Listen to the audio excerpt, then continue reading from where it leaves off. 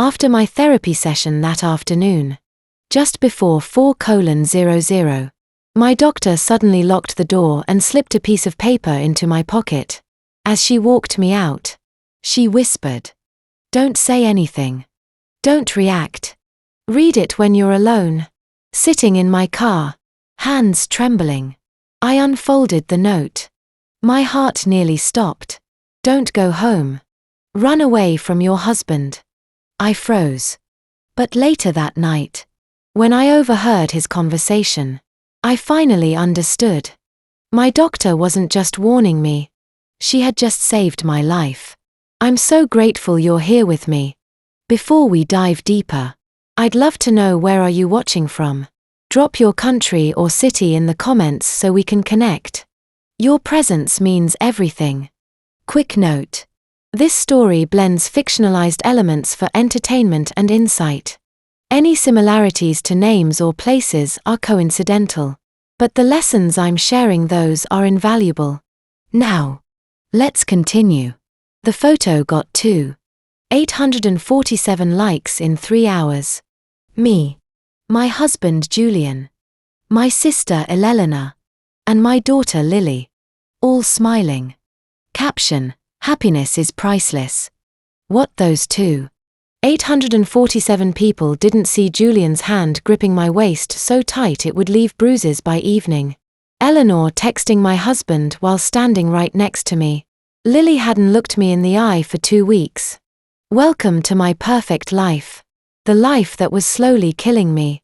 Though at that moment, standing in our Portland home on that Monday morning, I didn't know just how literal that was. It was March 17th. The kind of spring morning that makes Portland worth the rain. Sunlight poured through the Florida ceiling windows of my home office, catching the framed architectural awards on the wall behind my desk. Caldwell Design Associates. My firm. My name. Just last week, we landed the city's $50 million contract for the new waterfront development. The biggest win of my career. I should have been celebrating. Instead, I was staring at my laptop screen, trying to remember what I'd been working on 5 minutes ago. "Mom." Lily's voice drifted from the kitchen, flat and distant. "Are you coming down for breakfast?" I glanced at the clock. 7:30. How had 30 minutes vanished? I'd sat down at 7 o'clock to review the Henderson project files. The screen showed a half-written email I didn't remember starting. "Coming, sweetheart." I called back, closing the laptop. My hands trembled slightly as I reached for the vitamin organizer on my desk. Monday's compartment. The 3 pills Julian prepared for me every Sunday night, lined up in perfect order. He'd started doing it 6 months ago, around the time I mentioned feeling tired all the time. "Just want to take care of you, babe," he'd said, kissing my forehead. "You work so hard. Let me handle the small stuff." I swallowed the pills dry, grabbed my coffee mug, and headed downstairs. The kitchen looked like something from a design magazine. Open concept Italian marble countertops. Custom cabinetry. I designed every detail myself 3 years ago when Elena moved in. Temporarily, she'd said. Just until she got back on her feet after her divorce. 3 years later, she was still here. Still temporary. "There she is," Julian said, looking up from his phone with that smile that used to make my heart flutter. Now it just made my stomach tighten. He wore a crisp white shirt sleeves, rolled up his dark hair, perfectly styled. 48 hours from now, I'd learn he'd maxed out 3 credit cards I didn't know existed. But that Monday morning, he just looked like the successful real estate developer everyone thought he was. "How's my brilliant wife this morning?" Eleanor glanced up from her tablet. Her blonde hair swept into an effortless ponytail. We shared the same green eyes, the same sharp cheekbones. But lately, when I looked at her, I saw a stranger. "Morning, sis. Coffee's fresh." Lily sat at the kitchen island, pushing scrambled eggs around her plate. 13 years old. Caught somewhere between childhood and whatever came next. Her dark hair hung forward, hiding her face. She didn't look up when I sat down beside her. "Hey, baby," I said softly, touching her shoulder. She flinched. Actually flinched. "Everything okay?" "Fine," one word clipped cold. Julian's phone buzzed. He glanced at it. Typed something quickly. Then pocketed it with a smile. "Big day today. Clara. That Henderson presentation." Henderson. The name rang a bell. Distant and fuzzy. "Right. Yes. The Henderson project. You remember the presentations at 10. Right." His voice carried that edge of concern that had become so familiar lately. That gentle worry that somehow always made me feel smaller. "You mentioned it 3 times yesterday." "Had I?" I couldn't remember. Elena looked up sharply. "Are you okay?" "Clara, you seem—" "I don't know." "Distracted." "I'm fine," I said automatically. "Just tired." "You've been tired a lot lately," Julian said, reaching across the table to take my hand. His grip was firm. Too firm. "Maybe we should think about you taking some time off. The firm's doing great. You've got a solid team. They can handle things for a while." Something cold slithered down my spine. "I don't need time off. I just closed the biggest deal of my career." "I know, babe. I'm just worried." He squeezed my hand. "You've been forgetting things. Losing track of conversations. Yesterday, you asked me the same question 4 times. Eleanor nodded, her expression all sisterly concern. "He's right. Clara. I've noticed it. Too. You left the stove on twice last week. And remember that thing 3 months ago? The bath. The bath. December 14th. I'd fallen asleep in the bathtub. Or so they told me. Lily found me. I'd woken up coughing water. Confused. Terrified. Julian said I'd taken an Ambient and gotten confused. I didn't remember taking anything. But I didn't remember much from that night at all. That was an accident," I whispered. "Of course it was," Julian said quickly. "We're just worried. That's all. Maybe you should talk to someone." Dr. Sterling's been helping, right?" Dr. Sterling. My therapist. I'd started seeing her 2 months ago at Julian's suggestion. Weekly sessions every Monday at 3. "She's helping," I said. Though I wasn't sure that was true. The sessions left me feeling more confused than ever. Like I was trying to piece together a puzzle with half the pieces missing. My phone buzzed. Client call in 10 minutes. The video conference I'd forgotten about until the calendar reminder saved me. I stood abruptly, nearly knocking over my untouched coffee. "I have a call." "I need to, of course," Julian said smoothly. "Go. We'll clean up." I rushed back to my office, pulling up the project files with shaking hands. The call connected. 3 faces appeared on screen. The Westbrook project. Not Henderson. Westbrook. How had I confused them? Ms. Caldwell, the lead client, said, "Thanks for taking the time. We wanted to discuss the timeline revisions you sent over last week." Timeline revisions. I'd sent timeline revisions. I fumbled through my sent emails. Found the document. Scanned it while making agreeable noises. The revisions looked professional. Thorough.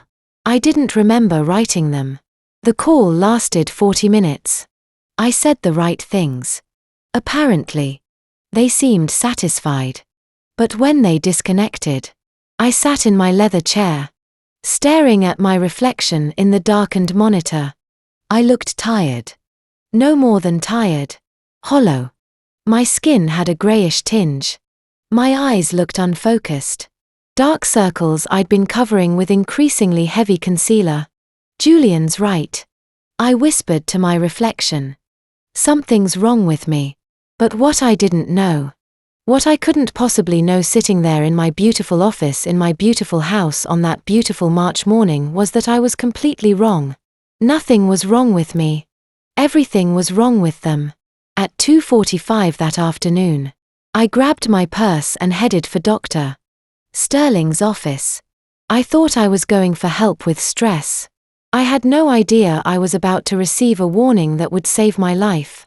20 minutes later, I sat in Dr. Sterling's waiting room, flipping through a magazine without reading a single word. The office occupied the third floor of a converted Victorian in northwest Portland.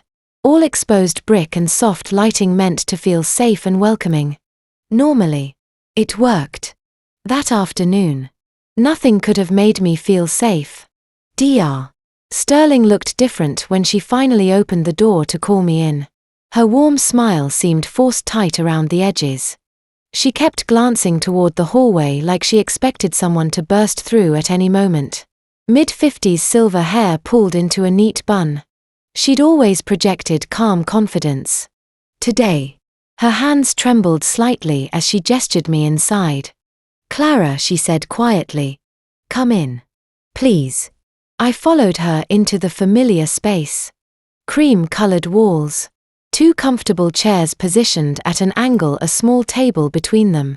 The window overlooked the street below where afternoon traffic crawled past. Everything looked exactly as it always did. Except Dr. Sterling locked the door behind us. She'd never done that before. "Is everything okay?" I asked, setting my purse down beside my usual chair. "Of course." Her voice didn't match her words. "Please sit. How have you been since last week?" I settled into the chair, pulling my cardigan tighter around myself. The room suddenly felt cold. Honestly, worse. The forgetting is getting really bad. This morning, I confused 2 major clients. I'm terrified I'm going to mess up the waterfront project. Dr. Sterling leaned forward, her expression intent. "Tell me about your morning routine. Walk me through it. I don't understand. Please." "Clara, it's important." Something in her tone made me comply. "I wake up around 6:30. Make coffee. Check emails. Around 7. Julian brings me my vitamins with breakfast." Her pen stopped moving across her notepad. "Your vitamins. Who prepares those for you specifically?" "Julian does. Every Sunday night. He fills the organizer for the week. It's sweet. Really. He knows I forget to take them otherwise." "So what vitamins exactly?" Her voice had gone very quiet. "I'm not sure. A multivitamin. I think. Something for energy. Maybe vitamin D. Julian handles it. He researches everything. Makes sure I'm getting what I need." I paused, unease crawling up my spine. "Why are you asking about this?" Dr. Sterling's jaw tightened. She glanced at the clock on the wall. 3:15. "Clara, I want you to tell me about your relationship with your husband. How would you describe his behavior toward you?" "He's wonderful. Supportive. Maybe a little overprotective lately. But he's just worried about me. I've been such a mess." "You're not a mess." The sharpness in her voice startled me. She took a breath. Seemed to recalibrate. "I'm sorry. What I mean is, the symptoms you're describing. The memory issues. The confusion. The fatigue, they're concerning. But not in the way you think. I don't understand." "I know." She sat down her pen, folded her hands in her lap. "Let's talk about something else for now. Your sister Eleanor. She lives with you." For the next 40 minutes, we talked. She asked careful questions about my daily life, about Julian's routines, about Eleanor's presence in the house, about Lily's recent distance. I answered, growing increasingly confused by the direction of the conversation. At 3:50, Dr. Sterling glanced at her watch and stood abruptly. I'm afraid we're out of time for today. Already. I checked my phone. The session had felt both endless and far too short. Yes. She walked me to the door. Her movement stiff and controlled. Same time next week. Of course. Her hand reached for the door knob. Then hesitated. She turned back to me. And for just a moment, I saw something that looked like fear cross her face. Then she stepped closer. Her body angled to block the view from the hallway, and her hand moved with practiced casualness toward my open purse hanging from my shoulder. I felt rather than saw the paper slip inside. Her lips barely moved. Parking lot. Read it in your car alone. Then the door was open and she was saying in a normal voice. Drive safely. Clara. I'll see you next week. I managed to nod. Managed to walk down the hallway on legs that suddenly felt like water. The receptionist smiled and confirmed my next appointment. I made it to the elevator. Pressed the button for the parking garage. My hand shook as I reached into my purse. The folded paper felt impossibly heavy. I waited until I was locked inside my car, windows up, before I unfolded it. The handwriting was hurried. Almost frantic. Clara. Your husband and sister came to see me yesterday afternoon. They requested I confirm you are mentally unstable in order to file for conservatorship. They describe symptoms I know you don't have. This is abuse. Do not let them know you're aware. Gather evidence first. Call this attorney. Owen Brooks. 503-555-0147. Do not trust anyone in that house. Delete this message after reading. I'm sorry. I can't help more directly. Patient confidentiality laws prevent me from reporting suspicions.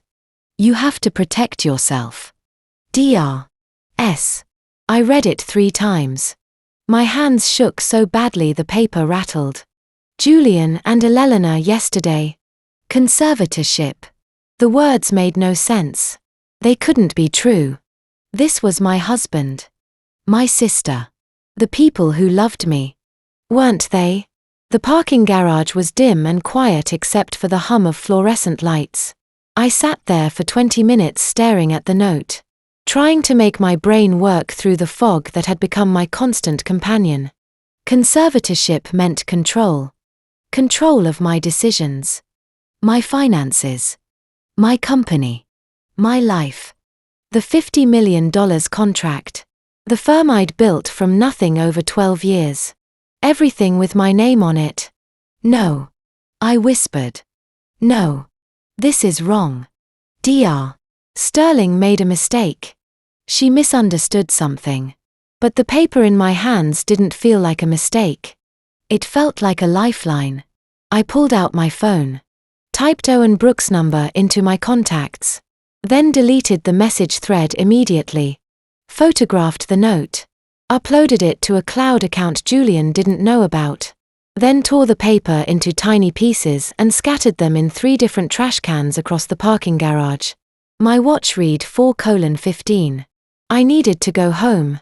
Needed to see Julian and Eleanor and prove Dr. Sterling wrong. Needed this to be a misunderstanding. But as I started the car, my hands still trembling on the steering wheel, a tiny voice in the back of my mind whispered a question I didn't want to answer. What if she's right? I pulled into our driveway at 4:47. Julian's Mercedes was parked in its usual spot. Eleanor's BMW beside it. The house looked perfect in the late afternoon light. All craftsman charm and manicured landscaping. I walked through the front door, pasted on a smile, and found Julian in the kitchen making dinner. Hey, babe, he said, turning with a smile that used to make me feel safe. How was therapy? Great. I lied. The word tasted like poison. Really helpful. He kissed my forehead. His lips felt cold. I'm glad I worry about you. I know you do. That night, I would discover exactly how necessary that lie was. That night, everything would change. But standing there in my kitchen, watching my husband chop vegetables while my sister set the table and my daughter did homework upstairs, I still didn't want to believe that the people I loved most in the world were trying to destroy me. Dinner that night was the hardest performance of my entire life. I made spaghetti carbonara, Julian's favorite, smiled when he complimented the pasta, laughed at his jokes about a difficult client, hugged Eleanor when she offered to do the dishes, asked Lily about her algebra test. Every moment felt like swallowing glass. The kitchen was warm with cooking smells and soft lighting, the dining table set with the good dishes Eleanor had insisted we use. We looked like a normal family. We sounded like one. Julian poured wine. Eleanor told a funny story about her day. Lily actually smiled at something her father said. I wanted to scream. Instead, I took another bite of pasta and asked Julian about his upcoming trip to Seattle. My voice didn't shake. My hand stayed steady on my fork. I was magnificent. Just a quick overnight, he said, reaching across the table to squeeze my hand. His touch made my skin crawl. Boring real estate conference. I'll be back Wednesday afternoon. Wednesday? 2 days away. Were they planning something for while he was gone? Or was the Seattle trip itself part of the plan? I'll miss you, I said. The lie tasted worse than the pasta. After dinner, we watched television together in the living room. Some cooking competition Julian liked. I sat on the couch between him and Eleanor. My sister's shoulder pressed against mine. My husband's arm around my waist. Lily sprawled on the floor with her laptop. A perfect family evening. At 9:30. I yawned deliberately. I'm exhausted. Think I'll head up early. Good idea, babe. Julian kissed my forehead. You've been pushing yourself too hard. Sleep in tomorrow if you can. Sleep in. Miss my morning meetings. Give them more ammunition to prove I was falling apart. Maybe I will, I said. At 10:00. Julian came upstairs with a glass of water and a small white pill.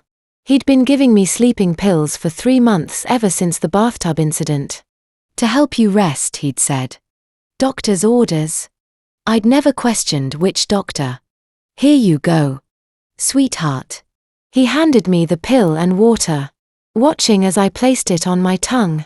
I took a sip of water, tilted my head back like I was swallowing. Good girl, he kissed me again. Sleep well. I love you. Love you. Too. The moment he left, closing the door behind him, I spat the pill into my hand and flushed it down the bathroom sink. Then I climbed into bed, fully clothed under the covers, and waited in the dark. The house settled around me. Footsteps on the stairs. Eleanor's door closing down the hall. Lily's music drifting from her room. Julian in his office. Our office technically, though he'd claimed the second desk 6 months ago. I lay there, phone hidden under my pillow, listening to my heartbeat thunder in my ears. At 11:35, I heard voices downstairs. Low, careful. But the old house carried sound through the heating vents. I slipped out of bed, grabbed my backup phone from my nightstand, an old iPhone I kept for emergencies, and crept to the bedroom door, opened at it a crack. More voices definitely coming from the kitchen. All 3 of them. My hands shook as I activated the voice recorder on the phone. I left my bedroom, moving down the hallway in bare feet, avoiding the floorboards I knew creaked. Lily's door stood open, her room empty. Eleanor's door, too. The staircase descended into darkness. I took each step with agonizing slowness, keeping to the edges where the wood was most solid. At the bottom, I could see light spilling from the kitchen doorway. I positioned myself on the bottom 3 stairs, hidden by the wall, but close enough to hear clearly. The phone in my hand captured every word. Don't trust it. Julian's voice tense with frustration. Dr. Sterling didn't cooperate. She must have warned Clara. How do you know? Eleanor sounded worried. Tonight. Clara asked me about her medications. Strange questions like she'd never seen them before. She's never asked about them. My breath stopped. He'd noticed. God. He'd noticed. Eleanor's chair scraped. What do we do now? We accelerate the timeline. I'm calling Hayes tomorrow. We need those documents ready. What about the conservatorship filing Eleanor again? The lawyer said. We need 2 doctors to confirm. Forget the conservatorship. Julian's voice went cold. It's taking too long. Hayes has another solution. Cleaner. Silence. Then Eleanor. Julian. What are you? Don't ask questions you don't want answers to. A pause. The bathtub should have worked. This time we do it right. The bathtub should have worked. My vision tunneled. They tried to kill me in December. The ambient. The bath. Finding me unconscious. It hadn't been an accident. They tried to drown me. I pressed my hand over my mouth to keep from making a sound. Daddy. Lily's voice. My daughter. My baby. When is Mom leaving? I hate pretending. Soon. Princess. Very soon. Can I have her room when she's gone? It has the better closet. Eleanor laughed. Actually laughed. Sure. Sweetie. You can redecorate however you want. What about the company? Eleanor's voice turned businesslike. Is the city contract secure? Forged her signature 2 weeks ago. Julian sounded satisfied.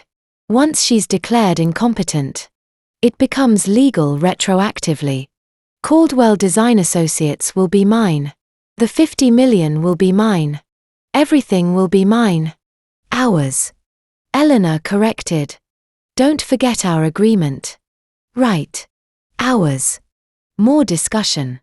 Details about bank accounts. About my assets they discovered about timing and logistics and who would do what. I recorded it all. My hand clenched so tight around the phone. I thought the case might crack. At 12:25. Lily yawned. I'm going to bed. Good night. Sweetheart. Julian said. Remember tomorrow morning? Act normal. Mom can't suspect anything. I know. Daddy. I heard footsteps approaching and shrank back against the wall. Praying the shadows would hide me. Lily passed within 3 feet. Climbing the stairs without looking my way. I held my breath until her door closed. I should go up too. Eleanor said. Early meeting tomorrow. Go ahead. I'll be up in a minute. I waited frozen as Eleanor's footsteps approached. She paused at the bottom of the stairs. And for one horrible moment, I thought she'd seen me. But she was just checking her phone. Then she climbed past. Disappearing down the hallway. Julian stayed in the kitchen. I heard him pouring something. Probably the bourbon he thought I didn't know about. Ice clinking in a glass. I couldn't stay there any longer. If he came out, he'd see me. I crept back up the stairs. Each step in eternity. Not breathing. Until I was safely back in my bedroom with the door closed. I dove into bed. Buried the phone under my pillow. And lay there shaking. The recording was 43 minutes long. 43 minutes of my family plotting to destroy me. To kill me. The bathtub should have worked. Lily wanted my room. Julian had forged my signature on the biggest contract of my career. I stared at the ceiling. Tears sliding silently down my temples into my hair. And made a decision. I couldn't stay here. Not another day. Not another hour. At 1:15 in the morning. While my family slept. I began to plan. I had Dr. Sterling's note. Though I destroyed the paper. I had the photo in my cloud account. I had the recording on my backup phone. I had Owen Brooks' number. And I had something they didn't know about the offshore trust I'd set up for Lily's education 5 years ago. worth $15 million that didn't appear on any documents they'd seen. They wanted to destroy me. They thought I was weak, confused, easy to eliminate. They just made the biggest mistake of their lives. At 4:37 in the morning, while Julian snored in bed beside me, while Elena and Lily slept down the hall, I slipped out of our bedroom with a single suitcase. Inside clothes for 3 days. My laptop. Every important document from my office safe. Dr. Sterling's number and the phone with a recording. I left my wedding ring on the nightstand. I left a note that said, "Went to the coast for a few days. Need to clear my head. Don't worry. Let them think I was running away." Broken and confused. They had no idea I was about to come back fighting. The house was silent as I walked out. No goodbyes. No last looks back. Just me. A suitcase. And $10,000 in emergency cash Julian didn't know existed. I'd kept that money in a hidden safe in my office closet for 5 years. My father taught me to always have an escape fund. You never know when you'll need to disappear, he'd said. At the time, I thought he was paranoid. Now, I understood he'd been wise. At 4:42, I closed the front door with a soft click and walked to my car parked on the street. I'd moved it the night before, claiming I wanted to clear the driveway for Julian's early departure to Seattle. He'd believed me. Of course. Why wouldn't he? His drugged, confused wife was being helpful. The drive through empty Portland streets felt surreal. Dark houses. No traffic.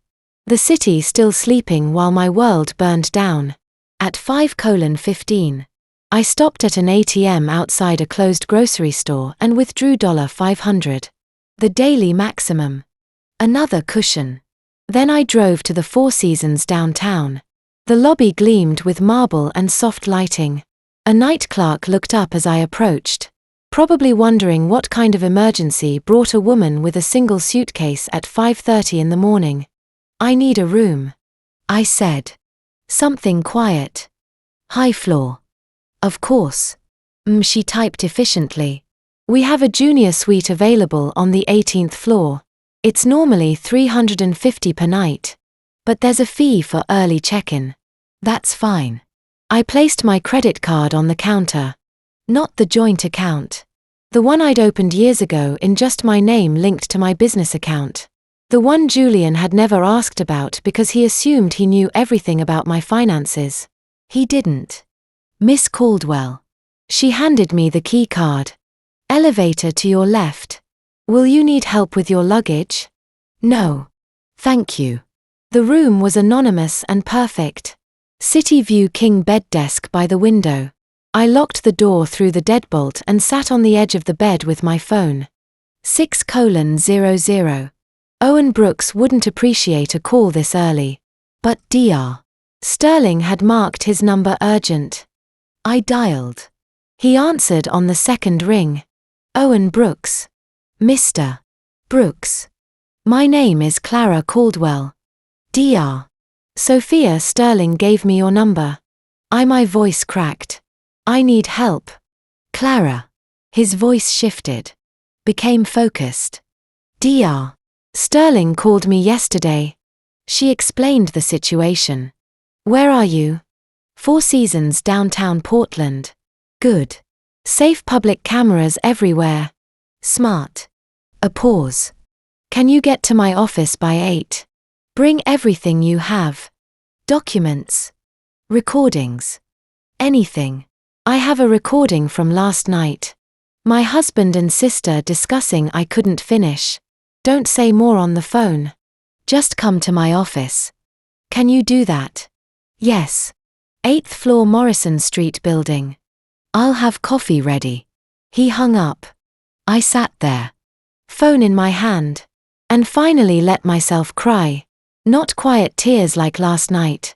Real sobs that shook my whole body. 5 minutes. I gave myself 5 minutes to fall apart. Then I went into the bathroom, washed my face, and started writing down everything I could remember from the past 6 months. Every strange moment. Every forgotten conversation. Every time I'd felt confused or wrong or broken. By 7:30, I had 4 pages of notes. At 7:55, I walked into Owen Brooks' office. He wasn't what I expected. Mid-40s grey. Threading through dark hair. Wearing jeans and a button-down shirt like he'd thrown them on after my call. His office was all windows and bookshelves. Law journals mixed with fiction. A coffee maker gurgling in the corner. "Clara." He shook my hand. "Sit. Tell me everything." I played him the recording. He listened for 8 minutes. Then stopped it. His jaw was tight. His eyes hard. "Clara.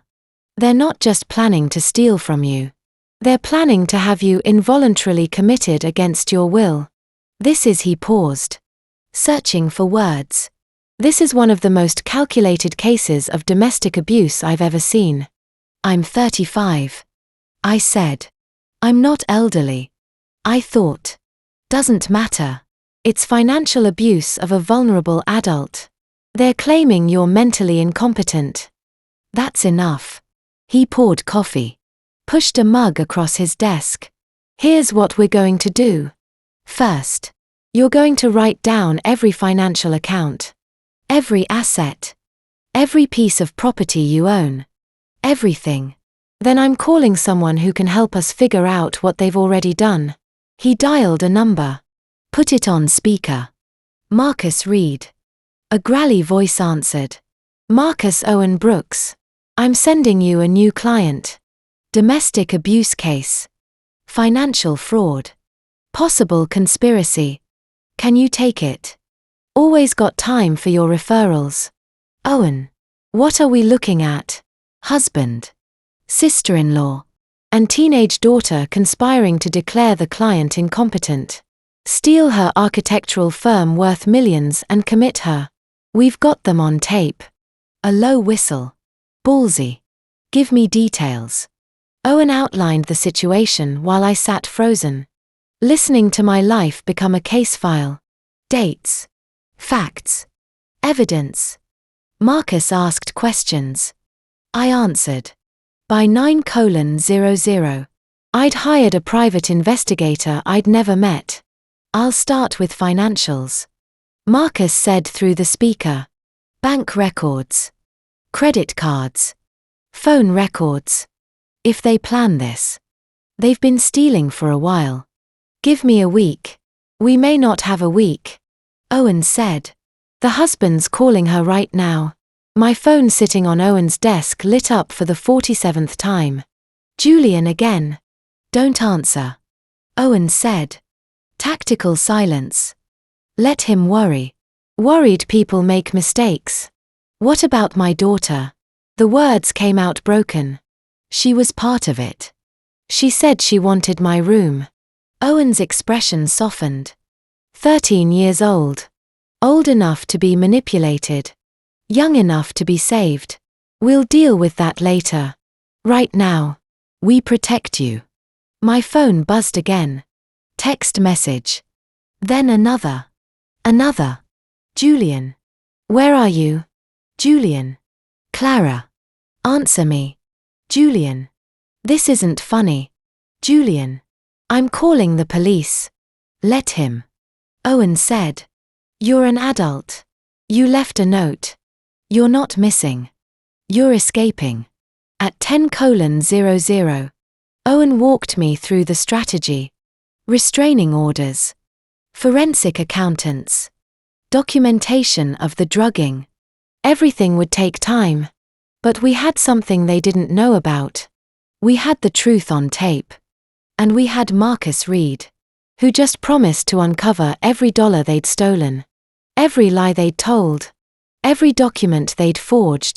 What Marcus discovers this week will prove your family has been robbing you blind for months. Owen said. You just don't know half of it yet. He was right. Within 7 days, Marcus would uncover a conspiracy so deep, So calculated that the recording from last night would seem like just the beginning. But sitting there in Owen's office that Tuesday morning, watching my phone explode with Julian's increasingly desperate calls, I felt something I hadn't felt in months. Hope. For 7 days. I lived in that Four Seasons hotel room like a ghost. While Marcus dug into my family's secrets, I watched my phone light up with increasingly desperate calls. Julian 127 calls, 89 texts. Eleanor 43 calls, 56 texts. Even Lily 12 calls, each one a knife to my heart. I answered none of them. On March 21 St, the 3-hour day after I'd escaped, I finally met Marcus Reed in person. Owen had arranged it at his office, neutral ground with security cameras and thick walls. The man who walked through the door looked exactly like someone's kindly grandfather. Silver hair, warm brown eyes, cardigan over a pressed shirt. He carried a worn leather messenger bag and smiled when he shook my hand. Then he opened his laptop and showed me what my husband had really done with our money. "Let's start with Julian," Marcus said, angling the screen toward me. We sat in Owen's conference room, coffee growing cold between us. "Your husband hasn't been a real estate developer for 8 months. The room tilted. "What?" "He was fired last August from Henderson Properties. Inappropriate use of company funds. They didn't press charges because he repaid it. But they terminated him. He's been lying to you since August 15th. But he goes to work every day. Meetings, calls, that Seattle conference theater." Marcus pulled up bank statements. "Look at your joint account. Salary deposit stopped August 15th. Every deposit since transfers from Caldwell Design accounts that you authorized for household expenses." I stared at the numbers climbing month by month. 50,000 in September. 60,000 in October. 75 in November. How much total? $430,000 moved from your business accounts into joint accounts over 8 months, then spent on what? Marcus' expression darkened. Paying down a $2.5 million gambling debt. The number made no sense. From what? Cryptocurrency speculation. He went all-in during the 2023 boom. Borrowed heavily to leverage his position. When the crash came last spring, he lost everything. Then he kept chasing losses. Borrowing from progressively worse people. Marcus scrolled through recovered text messages. The last loan came from an organization the FBI's been watching. Not the kind of people who accept late payments. He showed me the threats. Graphic. Specific timelines with penalties that escalated weekly. They were going to kill him. I whispered. Yes. Until he found a better solution. Your $50 million city contract. Your $8 million company. Your personal assets. If he got control through conservatorship, he could pay them off and disappear with Eleanor. Exactly. Day 4 brought revelations about my sister. Marcus set his coffee down carefully before speaking. Clara, Eleanor doesn't do freelance design work. Yes. She does. Since her divorce. Eleanor hasn't filed taxes in 3 years. No business license. No client list. No portfolio. She's been living entirely off money you've given her. He paused. And there's something else. He pulled up a California court document. State of California versus Eleanor Harper Mills. 2015. Who's Eleanor Harper Mills? Your sister before she changed her name. Marcus met my eyes. Eleanor was convicted of financial fraud in 2015. She posed as a financial advisor and embezzled $300,000 from elderly clients. She served 18 months in a California prison. The conference room felt heelless. That's impossible. I would have known. She changed her name legally after release. Dropped Mills, became Eleanor Harper. Moved to Oregon. Started fresh. You never had reason to background check your own sister. She told me her divorce left her broke, that she needed help rebuilding.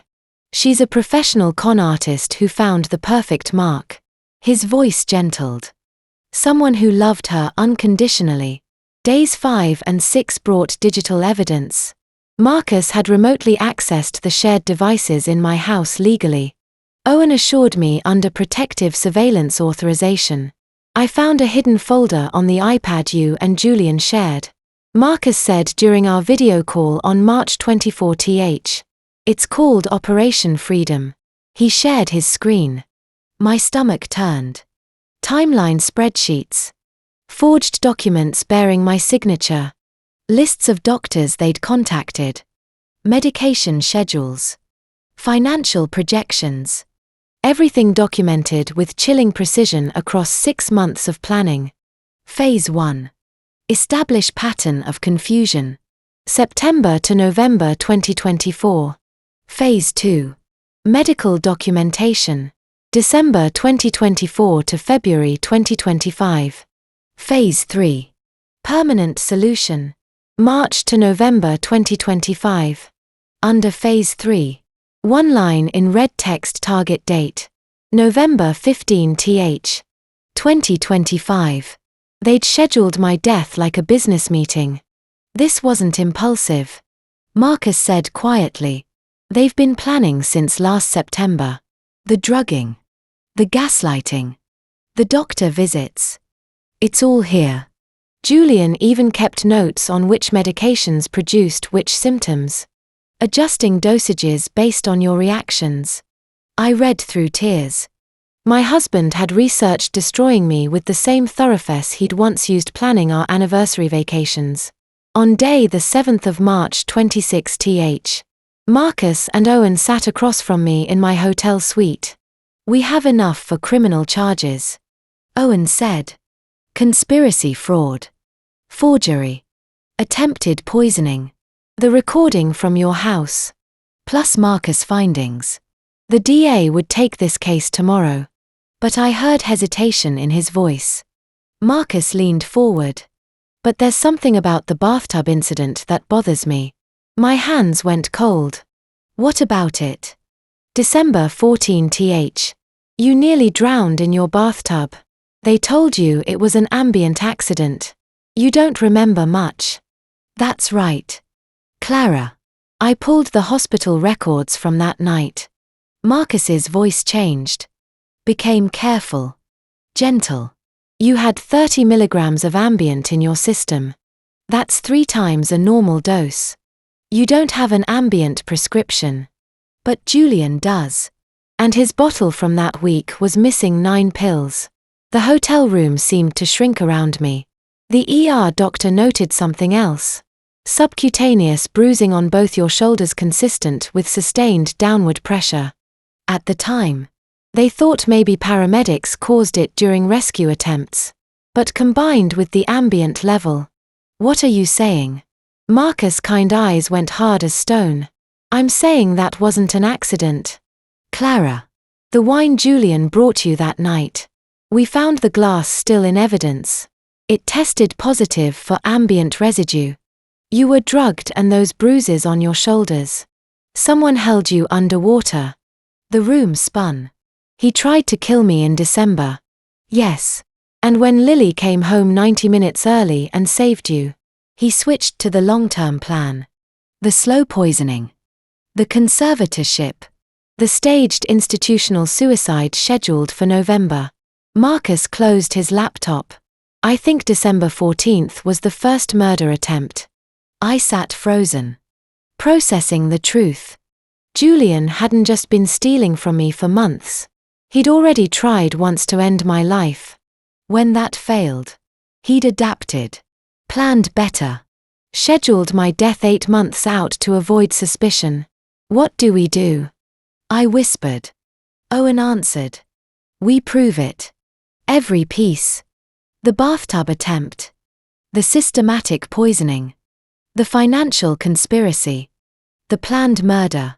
We build a case so airtight that Julian and Elena spend decades in prison. How long will that take? Marcus smiled grimly.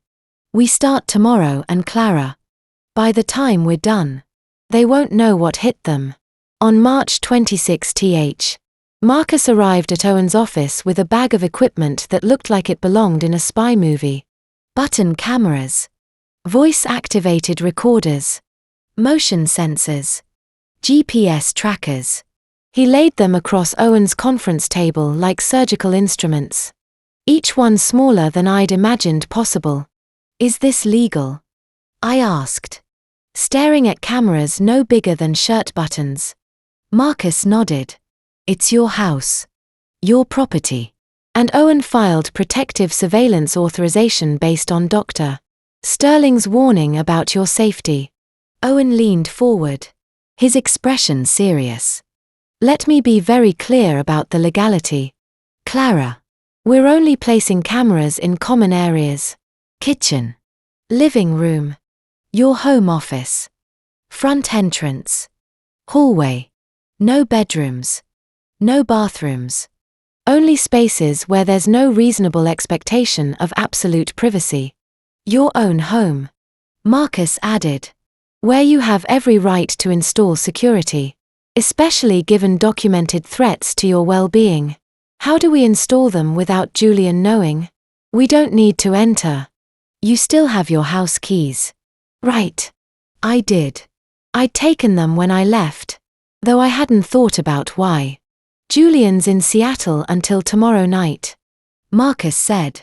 Eleanor took Lily to the mall this afternoon. I've been tracking their phones. We have a 4-hour window. 3 hours later, I stood in my own kitchen, feeling like a stranger. Everything looked the same. The coffee maker I'd used every morning. The table where we'd eaten dinner the night I discovered their conspiracy. But it all felt like a stage set now. Props in someone else's play. Marcus worked quickly, his movement sufficient despite his grandfather appearance. Camera in the smoke detector above the stove. Another in the bookshelf facing the living room.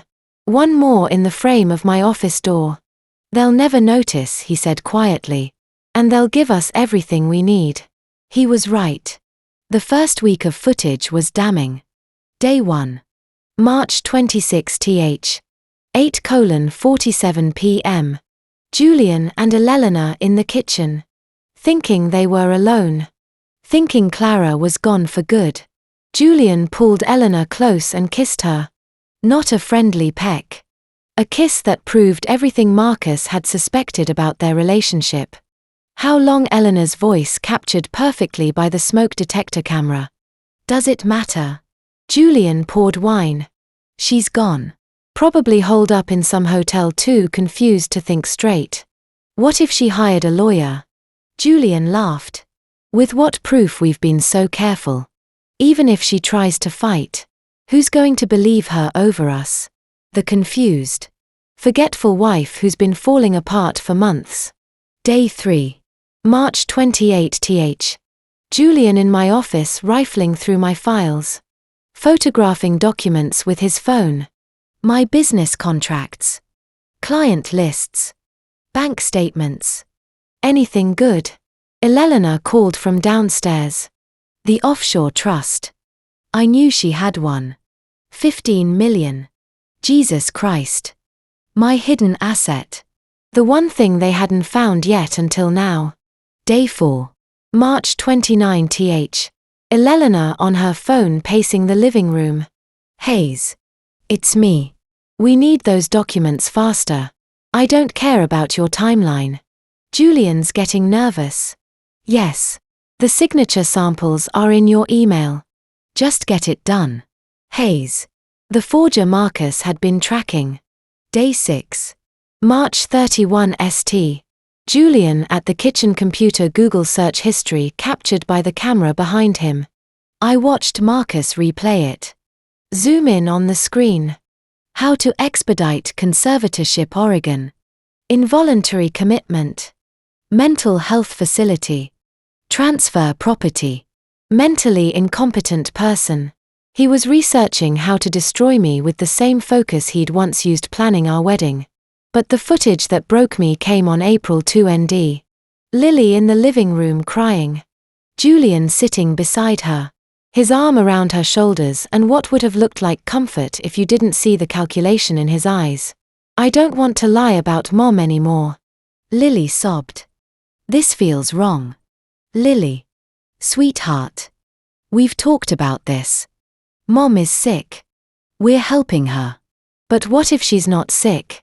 What if do you want that Disneyland trip we talked about? The one with your friends this summer? Lily wiped her tears. Yes. Then you need to trust Daddy. Mom left us. She's not coming back. She chose to abandon her family. She abandoned us. That's right. Princess. But don't worry. We're better off without her. Lily didn't look convinced. She looked terrified. My 13-year-old daughter. Scared of the man she should have been able to trust most in the world. I watched that footage 3 times in Owen's office. Tears streaming down my face. She's being manipulated. Owen said quietly. This actually helps your case. Shows Julian's grooming. The bribes. The lies he's telling her. She's scared of him. I whispered. Yes. And that means she can be saved. The relief mixed with rage was overwhelming. My daughter wasn't lost. She was trapped. Between April 3rd and 5th. Marcus traced Hayes deeper. Paul Hayes, professional document forger based in Seattle. 2 felony convictions, currently out on probation. I cross-referenced him with FBI databases. Marcus said on our video call. Clara Hayes is a bureau informant. The FBI's been using him in a RICO case against an organized crime syndicate. What does that mean? Owen answered. It means every document Hayes forges for Julian. Every communication they have. It's potentially going straight to federal investigators. This is bigger than we thought. How much bigger? We'll find out. On April 6th, Owen brought in Lisa Bradford, a forensic accountant his firm used for complex fraud cases. 50s sharp eyes behind frameless glasses. She spread financial documents across the conference table like a general planning a campaign. $43,000. Lisa said without preamble. Stolen via 5 credit cards opened in Clara's name over the past 6 months. She showed me the statements. Neiman Marcus. Nordstrom. Designer boutiques. All Elena's purchases using cards I'd never seen. How did she forged applications with your signature and social security number? All delivered to a P.O. box she rented. Lisa's finger tracked down the timeline. September. October. November. January. February. March. Systematically building debt in your name while living off your generosity. Can we prove it's Elena? Store security footage shows her using the cards. We have her on camera at 6 different locations. Lisa pulled out stills. Eleanor smiling. Swiping a card with my name on it. Every piece of evidence built on the last. The surveillance footage. The financial fraud. The FBI connection. The manipulation of Lily. It was no longer a conspiracy. It was a documented criminal enterprise. On April 8th, Marcus came to my hotel room in person. He carried a thick file labeled in block letters medical. December 2024. I got the hospital records from your bathtub incident. He said quietly. Clara. Sit down. I sat on the edge of the bed. My hands already shaking. What did you find? He opened the file. Pages of medical documentation. ER reports. Blood work. Toxicology screens. And 1 page marked with a yellow tab. 30 milligrams of ambient in your system. But that's not what caught my attention. He pointed to another line. Subcutaneous bruising on both shoulders. Consistent with sustained pressure from above. The room went cold. What does that mean? Marcus met my eyes. It means someone held you underwater. Clara. This wasn't an accident. And it wasn't suicide attempt. This was attempted murder. My world tilted again. The morning after Marcus showed me the bruising evidence, I sat in Owen's office with financial documents I'd kept hidden for 7 years. "There's something you need to know," I said quietly about my actual financial situation. Owen looked up from his legal pad. Curious. Marcus, joining us via video call from his car, leaned closer to his camera. I spread the documents across the conference table. Bank statements, investment portfolios, trust documentation, all of it showing accounts Julian had never known existed. My parents died in a car accident in June of 2018. I began. I was 28. They left me their estate. $800,000 in assets. Plus the family home in Lake Oswego. Then there was the insurance settlement from the drunk driver who killed them. $500,000 more. $1.3 million total. Owen said, making notes. I couldn't stay in that house. Too many memories. I sold it within a month. Added that to the inheritance. And started investing. I pulled out a portfolio summary. Portland real estate was exploding in 2018 and 2019. I bought 3 rental properties in southeast Portland before the market peaked. Small multi-family buildings that cash flowed immediately, and I put money into tech stocks. Apple. Microsoft. The companies I was designing buildings for. I watched them climb. Marcus nodded slowly on screen. Smart diversification. Real estate. And equities. By 2020, those investments had grown significantly. The rental properties had appreciated 40%. The tech stocks had doubled. My architecture firm was also taking off. I'd just landed the Morrison Tower contract and the Pearl District renovation. I paused, gathering my thoughts.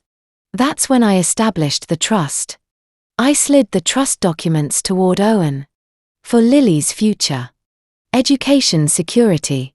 Whatever she might need. I wanted her protected no matter what happened to me.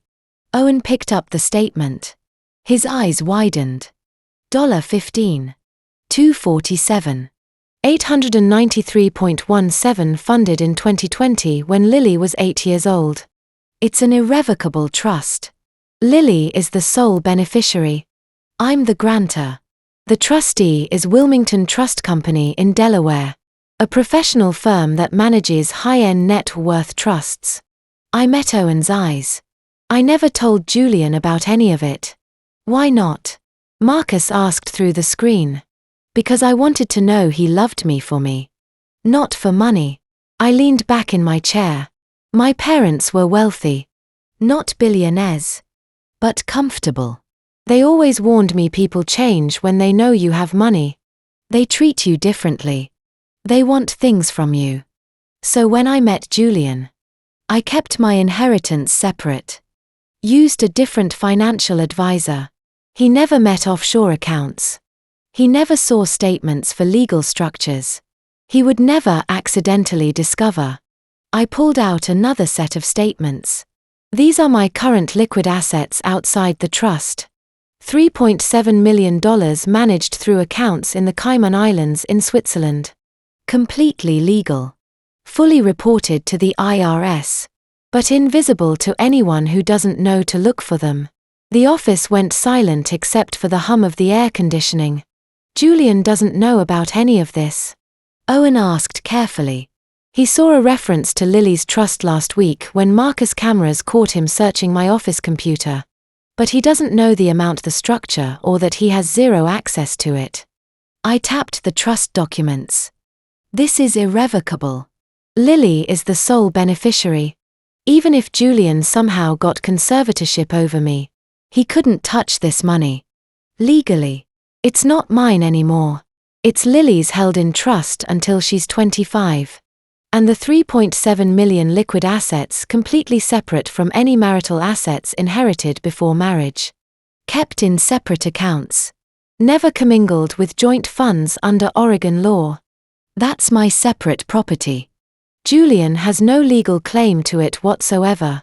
Marcus whistled low through the laptop speakers. So, when Julian's been planning for months to steal what he thinks is your company worth $8 million and maybe some savings, he has no idea about $18.7 million in additional assets. I finished the trust plus my liquid holdings. Money he's never seen. Money he'll never touch. Owen stared at the trust statement. Then at me. Mrs. Caldwell, your husband, has been orchestrating this conspiracy based on the assumption that your total wealth is roughly $9 million, your firm's value, and whatever personal savings he knew about. But you actually have more than double that, and he doesn't even know it exists. Exactly. Why tell us now? Because I want you to understand something. I gathered the documents. My hands steady for the first time in weeks. Julian tried to kill me in December. He's been systematically poisoning me for months. He forged my signature on the biggest contract of my career. He's manipulated our daughter and committed fraud in my name. I looked between Owen and Marcus' face on the screen. But I'm not some helpless victim he can destroy. I have resources. I have money. I have the ability to fight back with everything I've got. Owen leaned back, a slight smile crossing his face. This changes the dynamic entirely. How Julian's entire plan is predicated on controlling your assets. Your company. Your property. Your finances. He thinks if he gets conservatorship, he wins. Everything pays off, his debts, starts fresh with Eleanor. Owen tapped the trust documents. But the most valuable asset you have is completely beyond his reach. And when we reveal that in court, when we show the jury that his entire conspiracy was based on incomplete information, it proves he never really knew me at all. I finished. He married someone he thought was successful but manageable. Someone dependent on him. He has no idea who I actually am. Marcus spoke from the screen. His voice thoughtful. Clara. This also explains something I've been wondering about. You left that house on March 17th with barely any planning. But you've been able to afford a 4-season suite for over a week without blinking. I thought maybe you'd maxed out credit cards. Hoping to figure it out later, I transferred $50,000 from my Cayman account to a US account Julian doesn't know about the day after I left. That's covering my current expenses. Hotel legal fees. Living costs. I allowed myself a small smile. I could stay at that hotel for a year if I needed to. Longer, actually. You won't need to. Owen said firmly. But this is powerful leverage. Julian thinks you're desperate. Thinks you'll have to negotiate compromise. Maybe even come back because you can't afford to fight a prolonged legal battle. He's wrong. He's catastrophically wrong. Owen began organizing the documents into his case file. We need to protect these accounts immediately. Make sure there's no way he can trace them or file claims. Marcus. Can you help secure everything? Already on it. Marcus said. I'll coordinate with her offshore advisors. Add additional security protocols to every account. If Julian or Eleanor try to dig deeper, they'll hit legal walls they can't climb. For the first time in weeks, maybe months, I felt something shift deep inside me. Not hope. Exactly. Something stronger and more dangerous. Power. Julian had tried to destroy me because he thought I was vulnerable. Thought I needed him. Thought my company and our house and whatever savings he knew about were my entire world. He'd been planning this elaborate conspiracy based on a complete misunderstanding of who I was and what I had.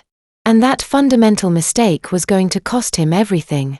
2 days after revealing my hidden wealth, Marcus arrived at Owen's office, carrying a sealed evidence bag and a grim expression I'd come to recognize. Inside the bag, 3 vitamin bottles from my bathroom cabinet. The ones Julian had filled so carefully every Sunday night.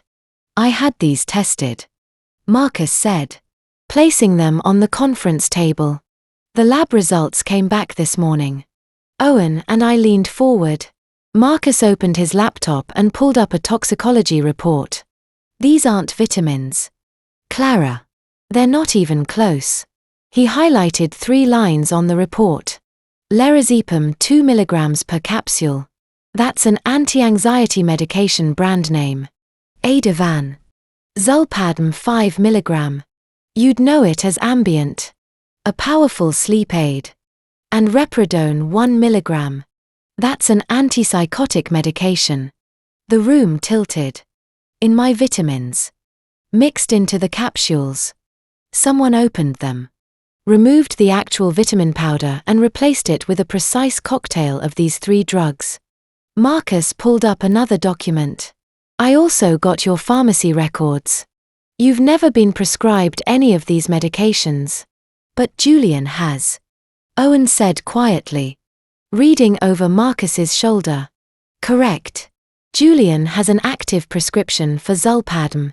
He's had it for years.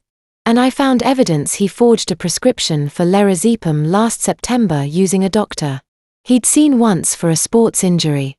The Resprodone is harder to trace. But my guess is he bought it illegally. It's not a commonly abused drug.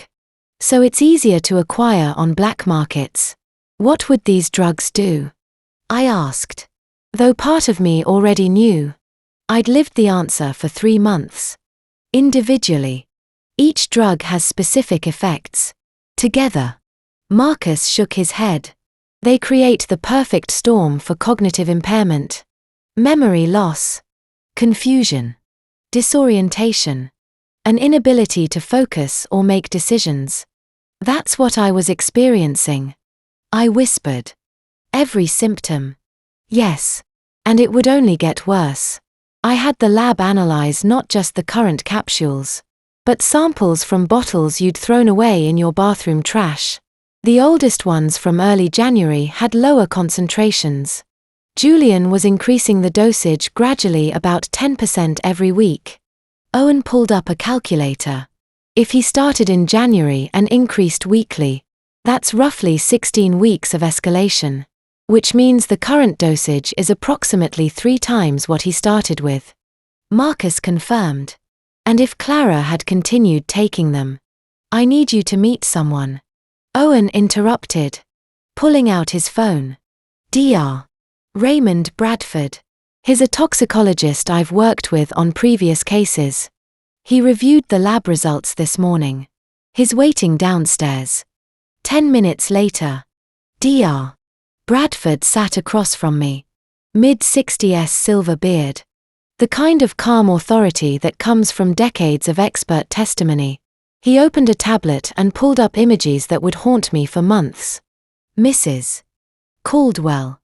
I want to show you something. He turned the tablet toward me. This is a simulated brain scan of a healthy 35-year-old woman. The image showed vibrant colors, clear structures, everything looking organized and whole. This simulation is based on published medical research about long-term use of benzodiazepines combined with antipsychotics. He swiped to the next image. This is what your brain would look like after another 2 to 3 months on the cocktail your husband was giving you. The second image was devastatingly different. Gray areas where there should have been color. Visible deterioration in the hippocampus. The memory center. Thinning of the cortex. The damage you see here would be permanent.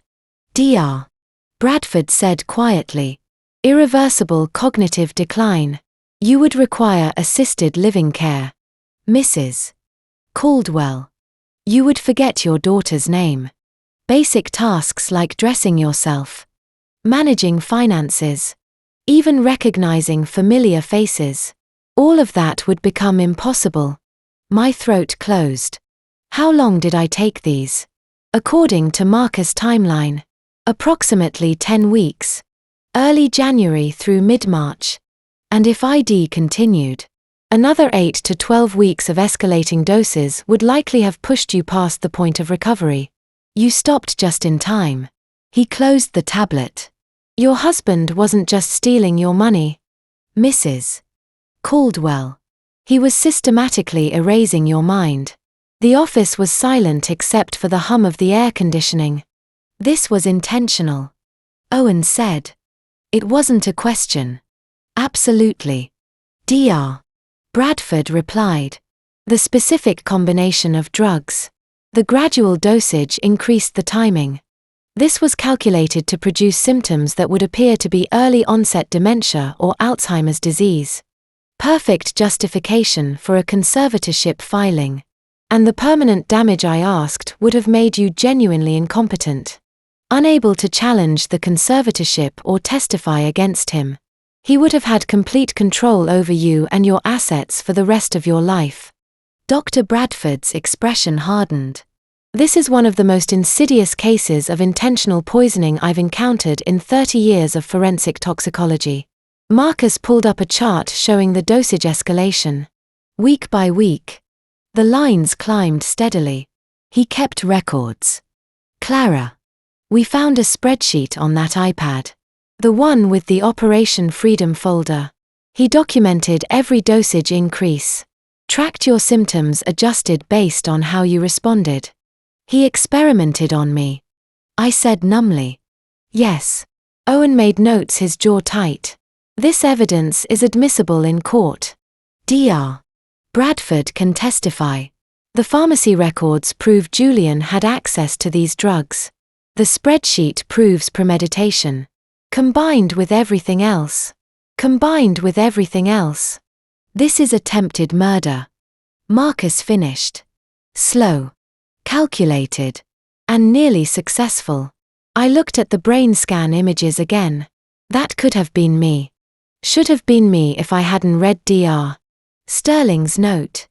If I hadn't escaped when I did. How did I get so lucky? I whispered. You weren't lucky. Owen said. You were smart.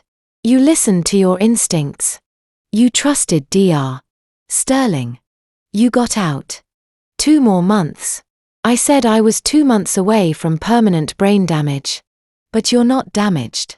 Dr. Bradford assured me. I'd recommend a full neurological workup to be certain. But based on your current cognitive function, the fact that you're sitting here processing complex information, making strategic decisions, I see no indication of lasting harm. The brain is remarkably resilient when the poisoning stops. Small comfort. Julian had planned to destroy my mind as casually as someone might plan a vacation. He'd tracked my deterioration in a spreadsheet. Increased the dosage when I started adapting. Fine-tuned his attack based on my suffering. We need to add this to the criminal complaint. Owen said. Attempted murder through systematic poisoning. Dr. Bradford. I'll need your full report and your availability to testify.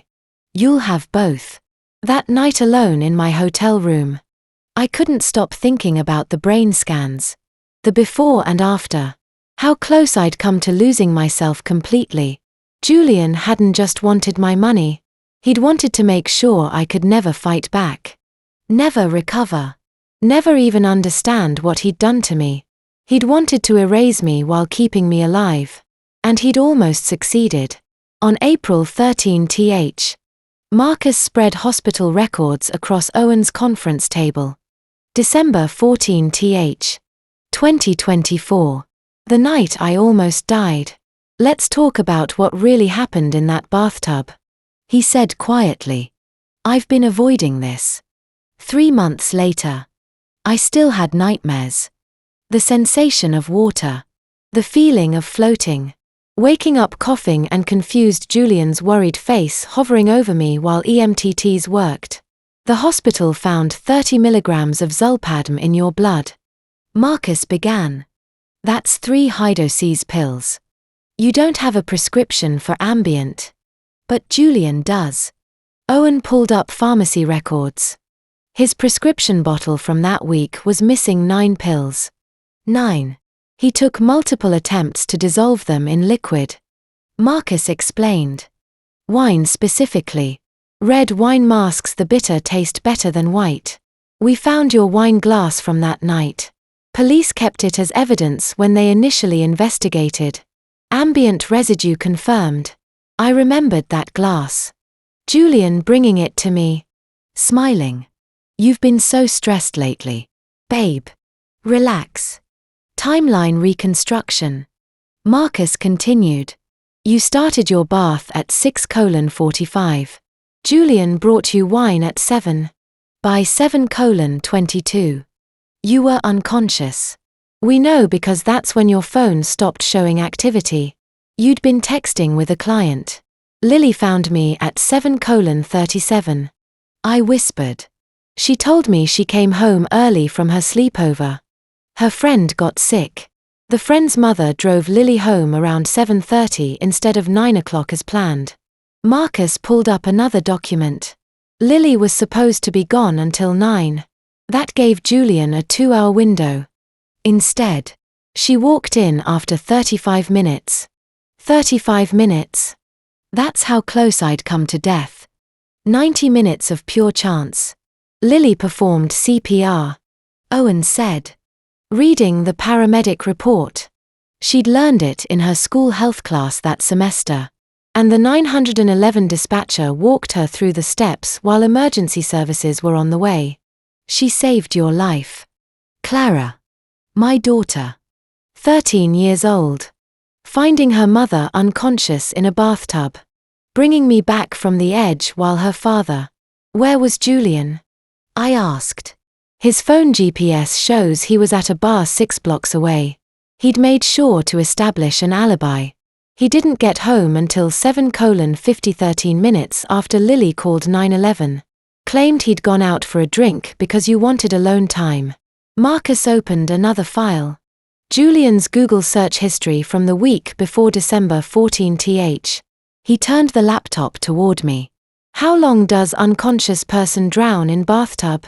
Does autopsy detect ambient insurance payout for accidental bathtub drowning? Spouse life insurance accidental death? The searches went on. Question after question. Research. Planning. He was meticulous. Owen said. This wasn't impulse. This was calculated murder. Eleanor knew. Marcus added. Pulling up text messages. December 13th. The night before. Eleanor to Julian. Tomorrow night is Clara's bath night. Julian's response. I know. It's time. My hands went numb. My sister. My husband. Coordinating my death over text message. The hospital report also documented something the ER doctor noted but didn't flag as suspicious. Marcus said gently. Subcutaneous bruising on both your shoulders consistent with sustained downward pressure. I stared at him. What does that mean? It means after the ambient knocked you unconscious. Someone held you underwater. The bruising indicates pressure from above. Hands on your shoulders pushing down. You weren't just drowning because you passed out. You were being drowned. The conference room spun. I gripped the edge of the table. The ER doctor noted it. Owen said. But in context of a near drowning, bruising isn't unusual. Emergency responders might have caused it during rescue attempts. It wasn't investigated further because you survived. And Julian's story about you accidentally taking ambient seemed plausible. But it wasn't an accident. I said numbly. No. It was attempted murder. First degree premeditated with your sister as an accessory. I remembered that night now with horrible clarity. The warmth of the bath. Julian kissing my forehead before he left. His whisper. Enjoy your bath. Sweetheart. You deserve to relax. Those were supposed to be the last words I heard from him. Tender. Loving. A perfect final memory while he waited at a bar for me to drown. If Lily hadn't come home 90 minutes early, if her friend's mother hadn't decided to cancel the sleepover, I would have died. And Julian would have collected the life insurance, probably cried at my funeral and moved on.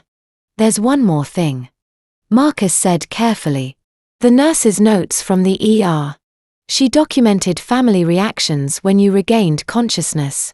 Quote. Daughter relieved and crying. Husband appeared subdued.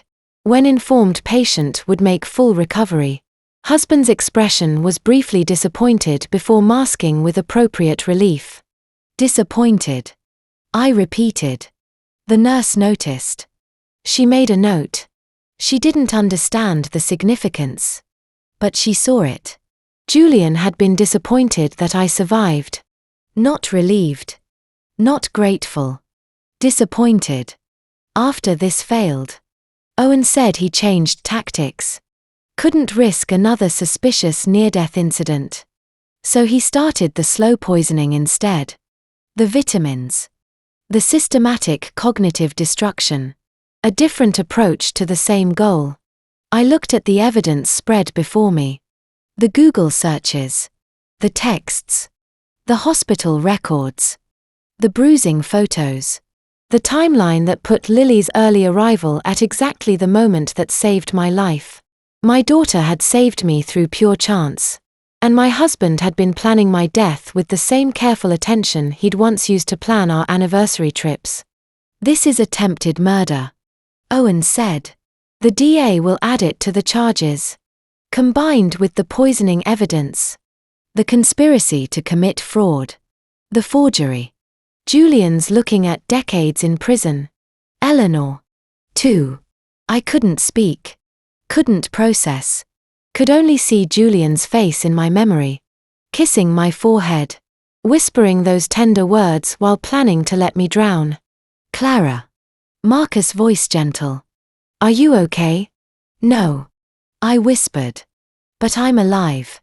And that somehow was going to have to be enough. 2 days after learning about the drowning attempt, Marcus opened a folder on his laptop labeled Corporate Espionage. Julian wasn't just planning to kill you. He said he was planning to steal your entire professional life. The folder came from Julian's iPad. The shared device we'd been monitoring since late March. Inside was a subfolder titled New Beginning. The name alone made my stomach turn. Marcus opened the first document. A detailed timeline spanning 6 months. Phase 1 through Phase 4. Each phase color-coded with completion dates and responsible parties. This is a corporate takeover plan, Owen said.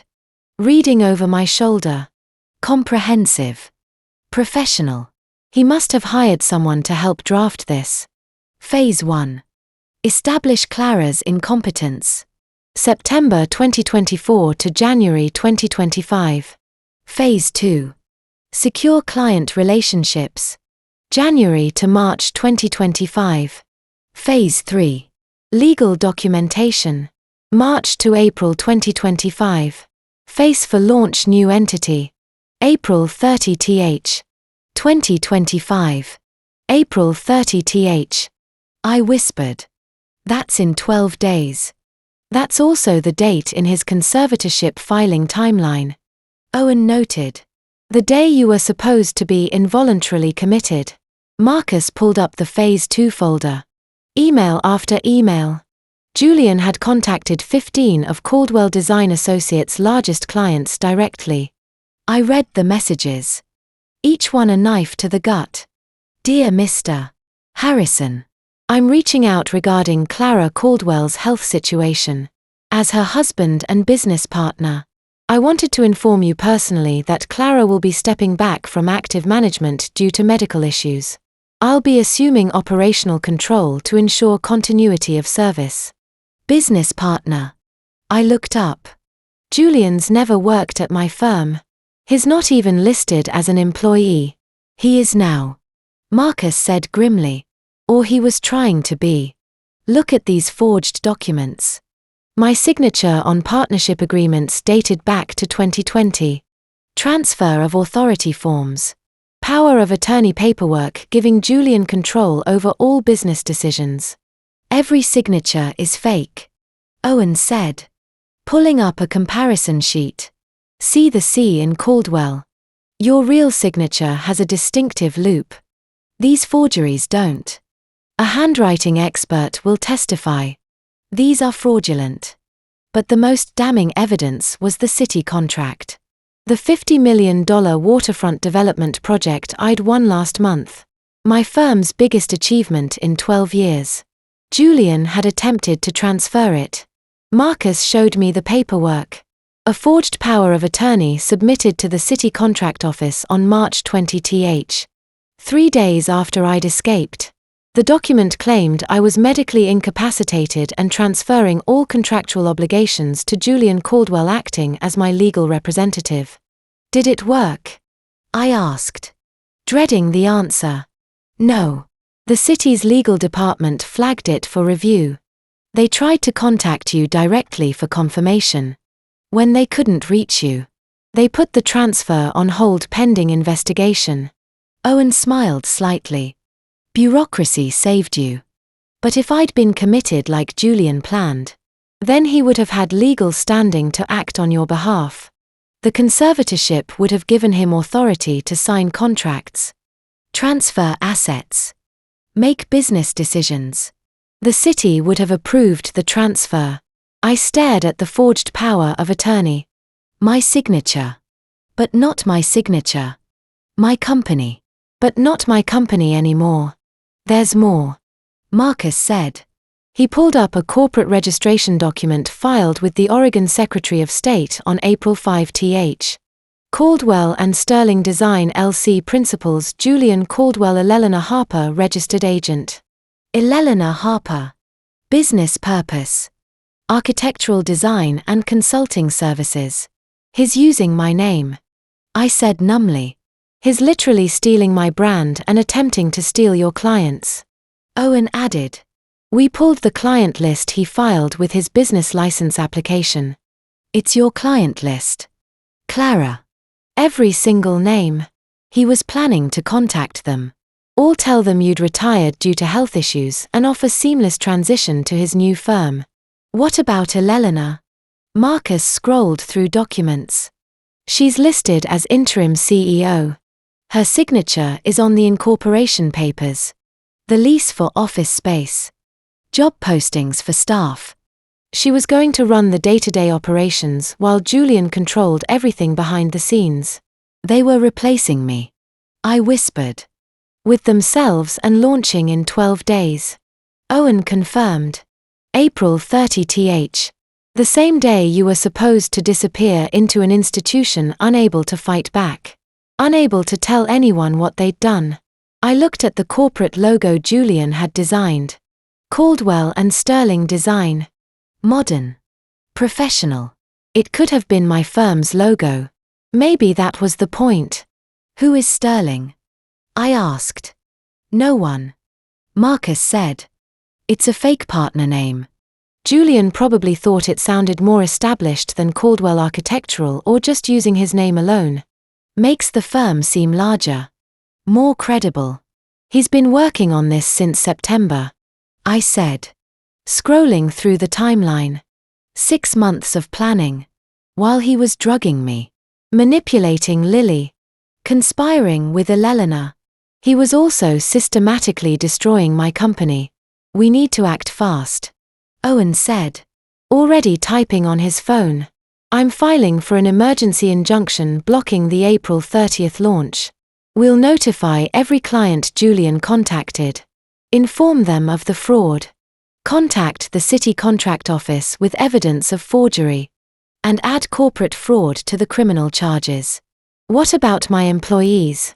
I asked. Caldwell Design Associates had 18 people. Architects. Designers.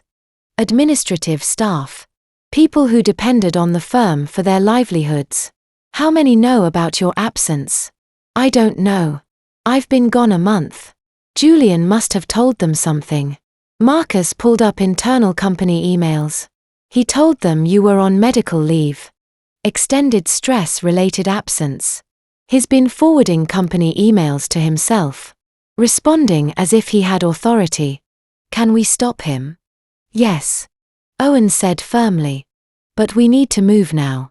Today. I'm calling the city contract office. Your corporate attorney. And the Oregon Secretary of State's office to report the fraudulent business registration. Marcus. Can you contact Clara's employees directly? Already composing the email. Marcus said. I watched them work. These two men who'd become my lifeline. They were fighting for my company the way they'd fought to protect my life. There's one more thing, Marcus said quietly. 3 of your employees tried to contact you over the past month. Your lead architect, Sarah Mitchell. Your office manager, David Cooper. And your senior designer, Jennifer Walsh. They all sent emails to your personal account. The one Julian doesn't have access to. They were worried. They didn't believe Julian's story about medical leave. He showed me the emails. Sarah. Clara. Please call me. Something's wrong. Julian's making decisions that don't make sense. David. I need to talk to you about the company finances. Julian's moving money in ways that concern me. Jennifer. Are you okay? Julian said you won't be back. But that doesn't sound like you. Please respond. They knew. I whispered. They knew something was wrong. Loyal employees. Owen said. They'll be important witnesses. And they'll be relieved to know you're fighting back. I looked at the new beginning folder. Julian's new beginning. Built on my work. My reputation. My relationships. He'd planned to erase me from my own life and step into the space I'd left behind. But he'd made one critical error. I was still here. And I was coming for everything he'd tried to steal. At 9:30 on the morning of April 19th, I walked into the conference room at Caldwell Design Associates for the first time in 5 weeks. The board of directors sat around the table. 5 faces I'd worked with for years. Trusted advisors who'd helped build the firm from a 2-person operation to an $8 million company. They stared at me like I'd returned from the dead. Clara David Sullivan, my board chair, stood slowly. We were told you were on extended medical leave and I finished. That's what Julian told you. It's a lie. Everything he's told you is a lie. Owen stepped in behind me. Marcus following with a laptop and a thick folder of documents. I'd spent the past 12 hours preparing for this moment. No sleep. Just coffee. Evidence. And rage refined into strategy. I've called this emergency meeting under Article 7 of our corporate bylaws. I said. Taking my seat at the head of the table. I'm presenting evidence of fraud. Corporate espionage. And attempted theft by Julian Caldwell and Eleanor Harper. Silence. Then board member Jennifer Lewis spoke. Eleanor Harper. Your sister. She's been running operations for the past 3 weeks. She told us you'd asked her to step in during your recovery. I never asked her to do anything.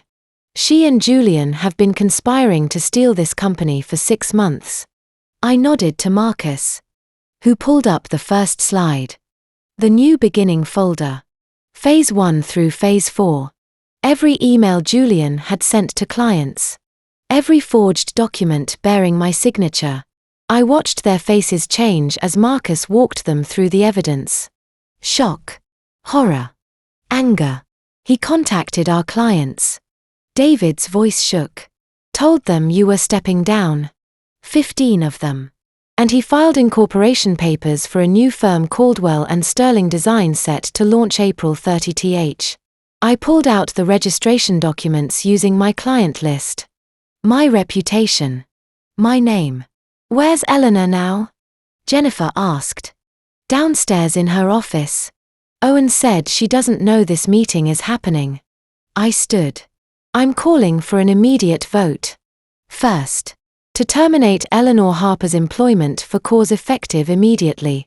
Second. To authorize legal action against Julian Caldwell for fraud and corporate theft. Third.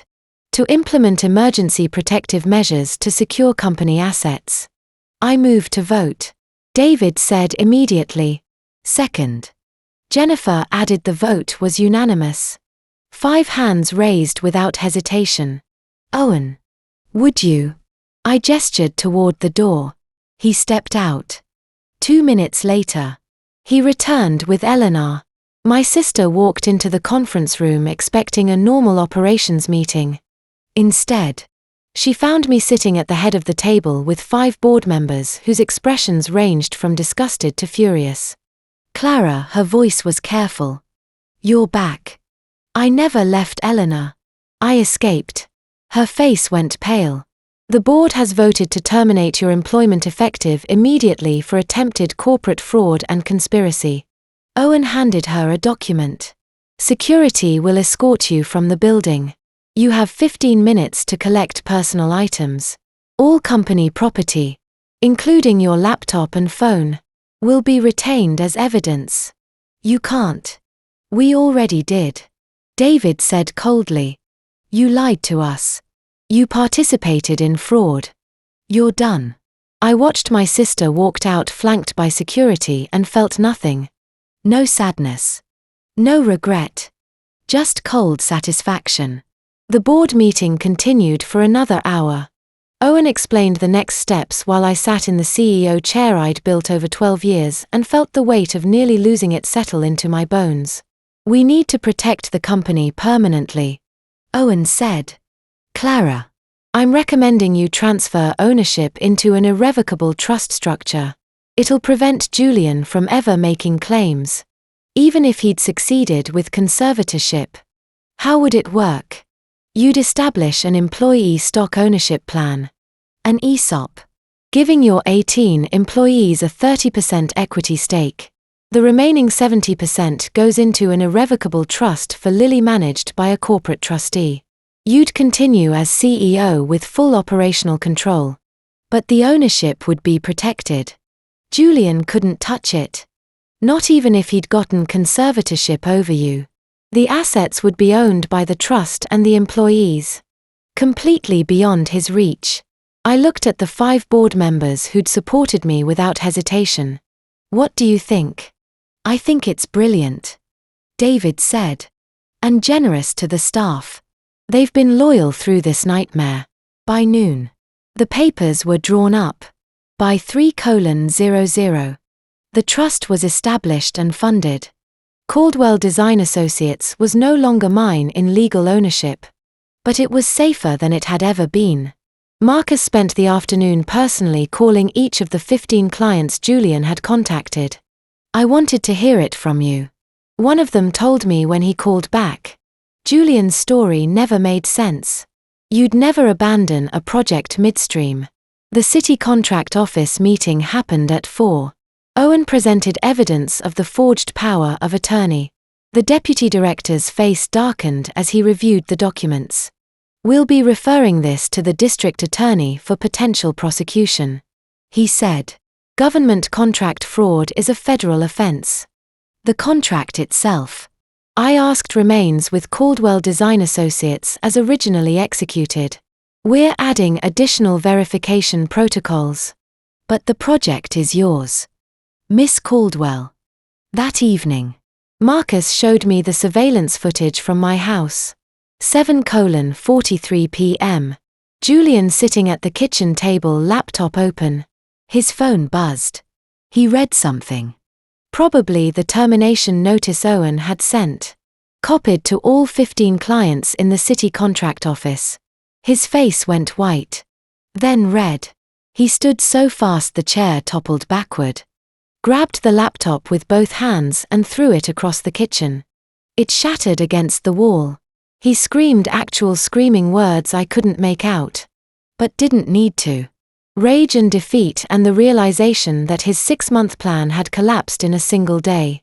I watched the footage twice. The second time, I smiled. On April 23 Road, 3 days after I'd reclaimed my company, Owen received a phone call that changed everything again. FBI, he said, hanging up and looking at me across his office desk. Special Agent Jennifer Torres wants to meet tomorrow morning. She says it's about Julian and Paul Hayes. Hayes, the forger Eleanor had called. The man who'd been making fake documents for Julian's conspiracy. The next morning, we drove to the federal building in downtown Portland. Agent Torres met us in a secure conference room on the 8th floor. Mid-40s, dark hair pulled back, sharp eyes that missed nothing. She wore a Navy suit and FBI credentials on a lanyard.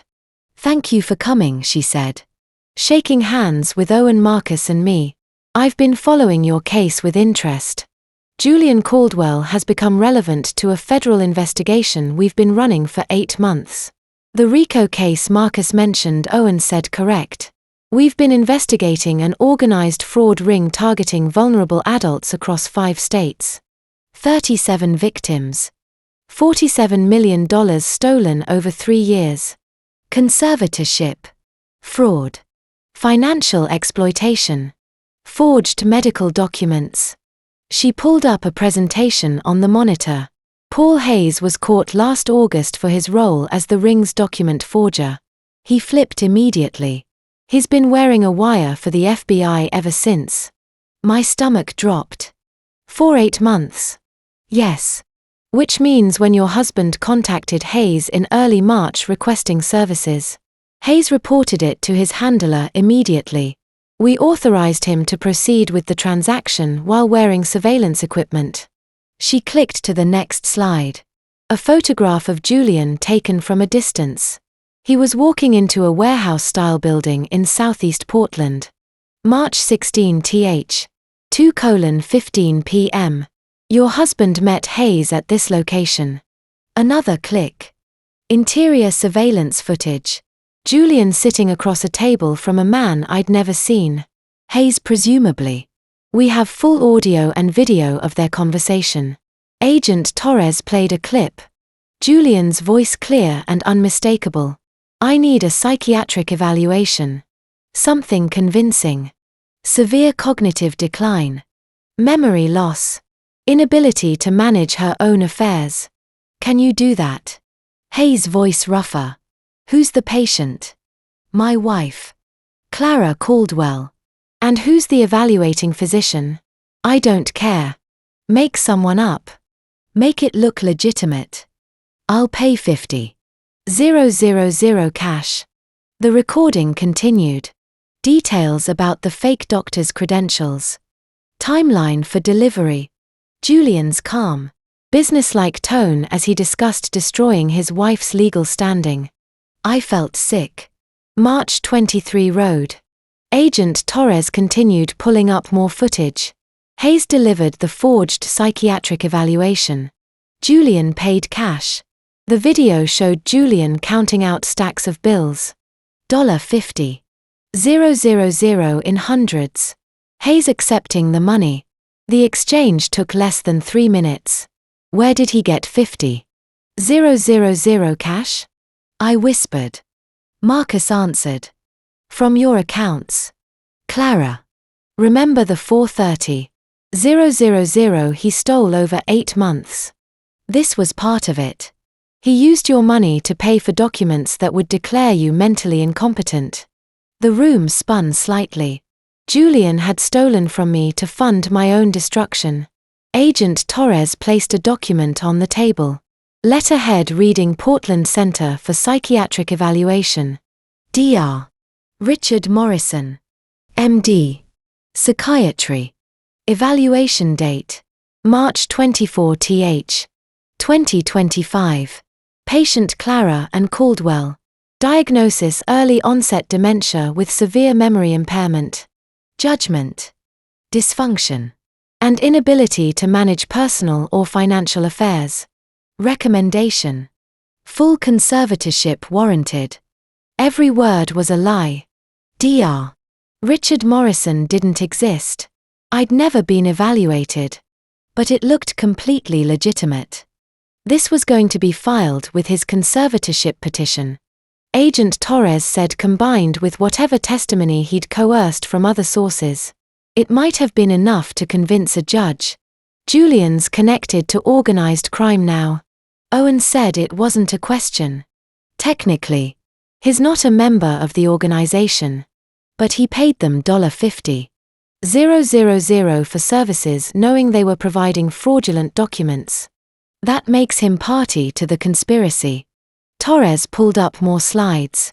We also have evidence of money laundering using stolen funds to pay for illegal services. Wire fraud. And if we charge him federally under RICO statutes, We're looking at 10 to 20 years minimum. What are you recommending? Owen asked. That's why I'm here. Torres leaned forward. My priority is taking down the fraud ring. We've identified 17 members and we're moving to arrest in 2 weeks. Julian's a bonus target. Clear evidence. Clear crime. But ultimately small scale compared to the larger operation. So I'm offering you a choice.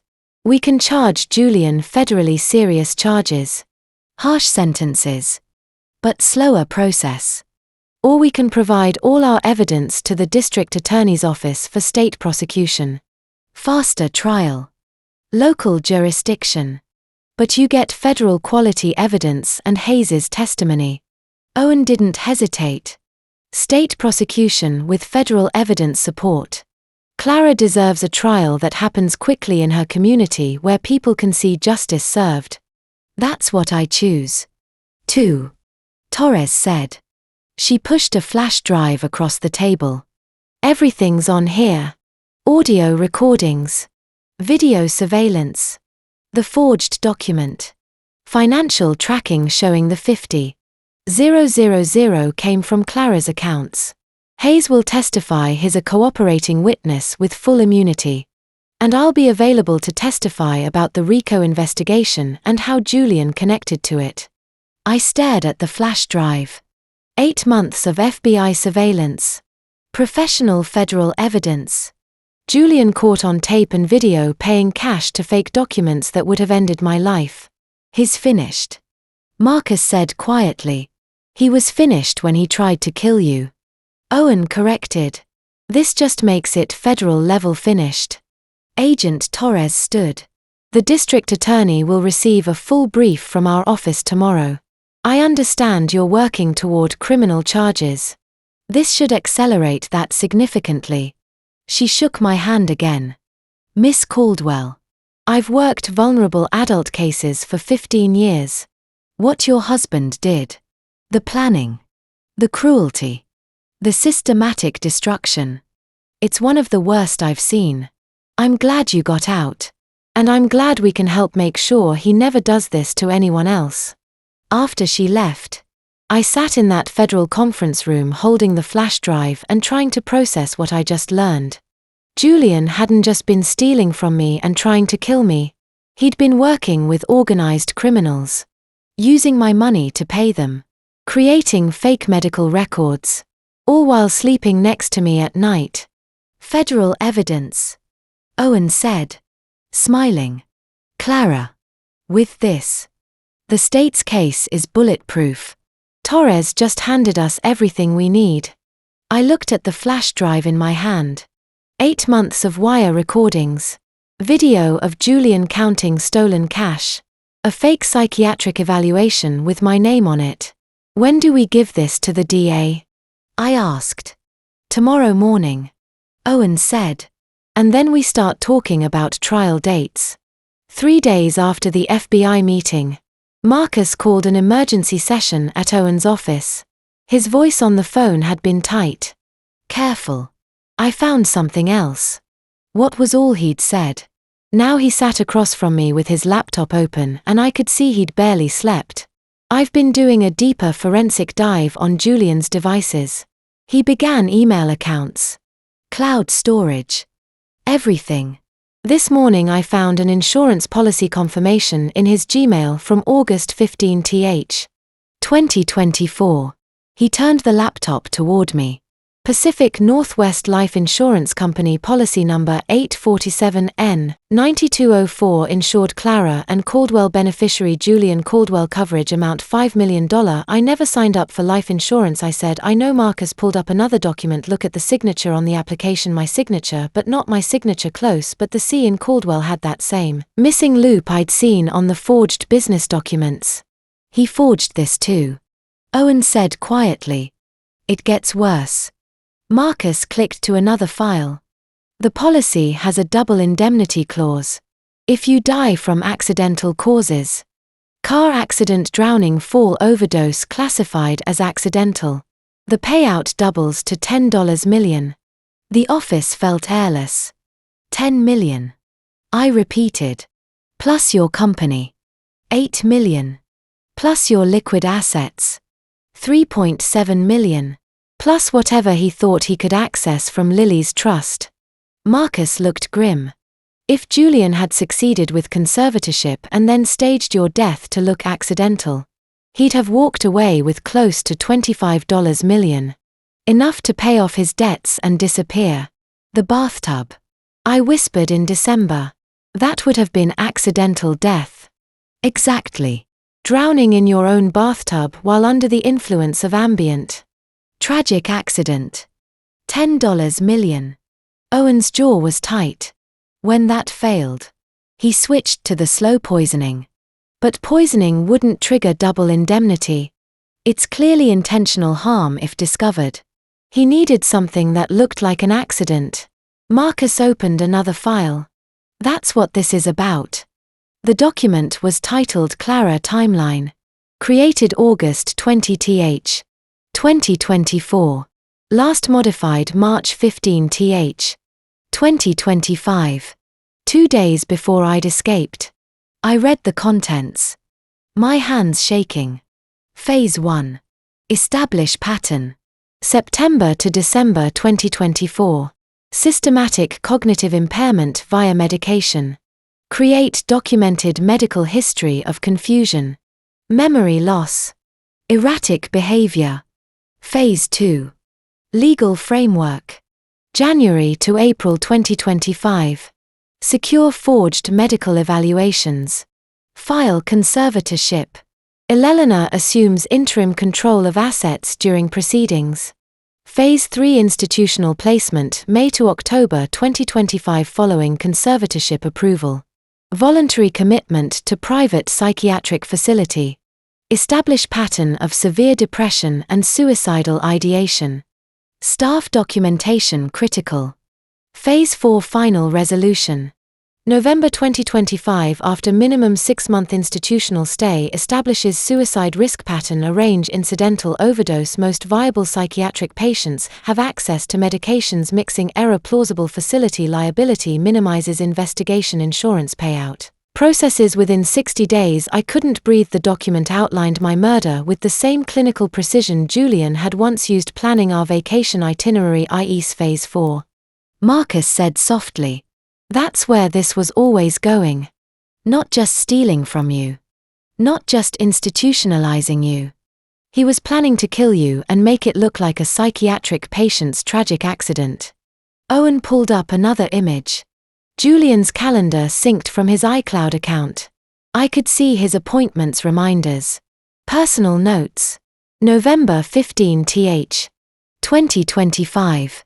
In red text see final below it in the notes section. Call Hayes. Need final documents by November 10th. Handles arrangements. See final. I whispered. He scheduled my death like a meeting. Hayes would have provided whatever forged documents Julian needed. Maybe falsified psychiatric medication records to explain the accidental overdose. Marcus' voice was hard.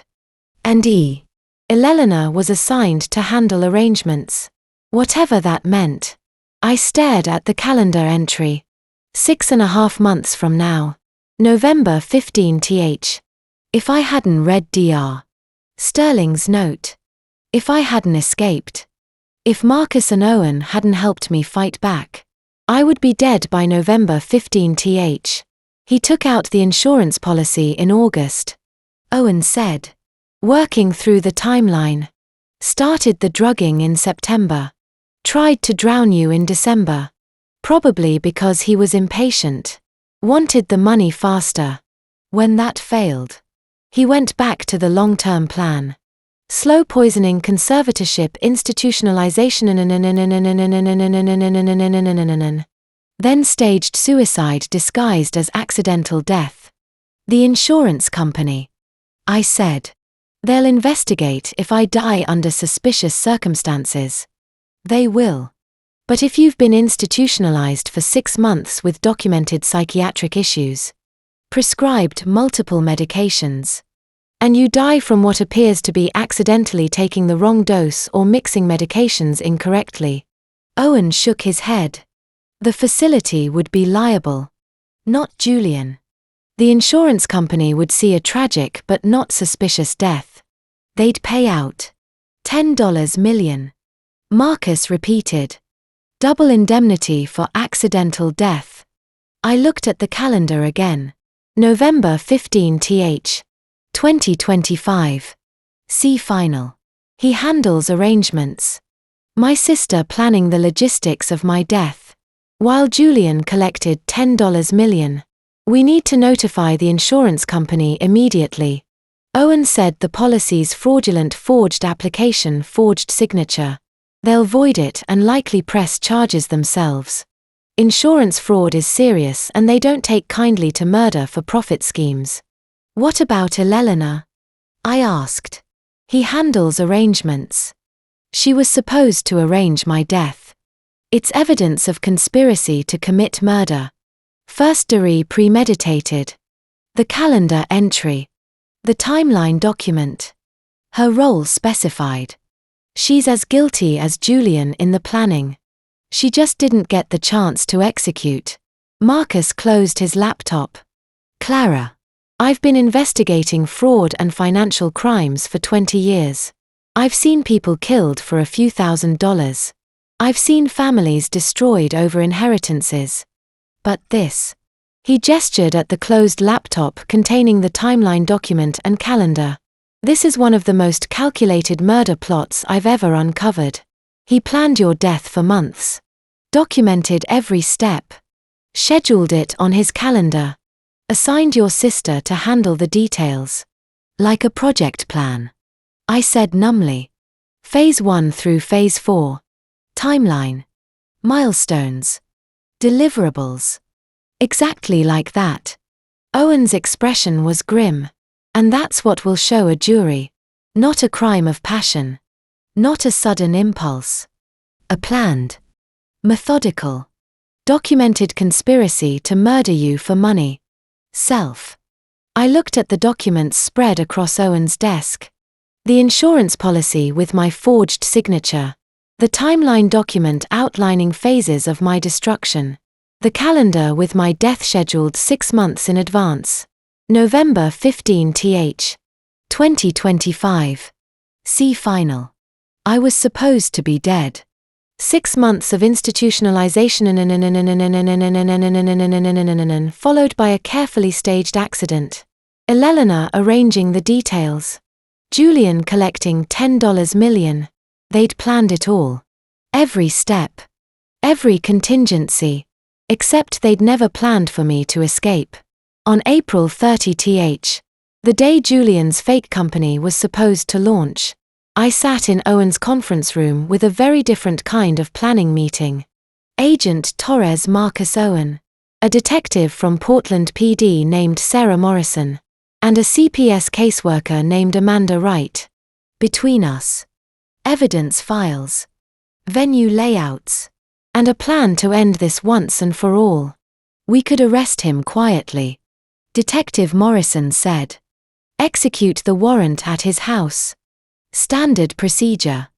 No. My voice was calm. Certain. I want it public. Everyone looked at me. Julian built his entire scheme on making me disappear. Quietly drugging me in private.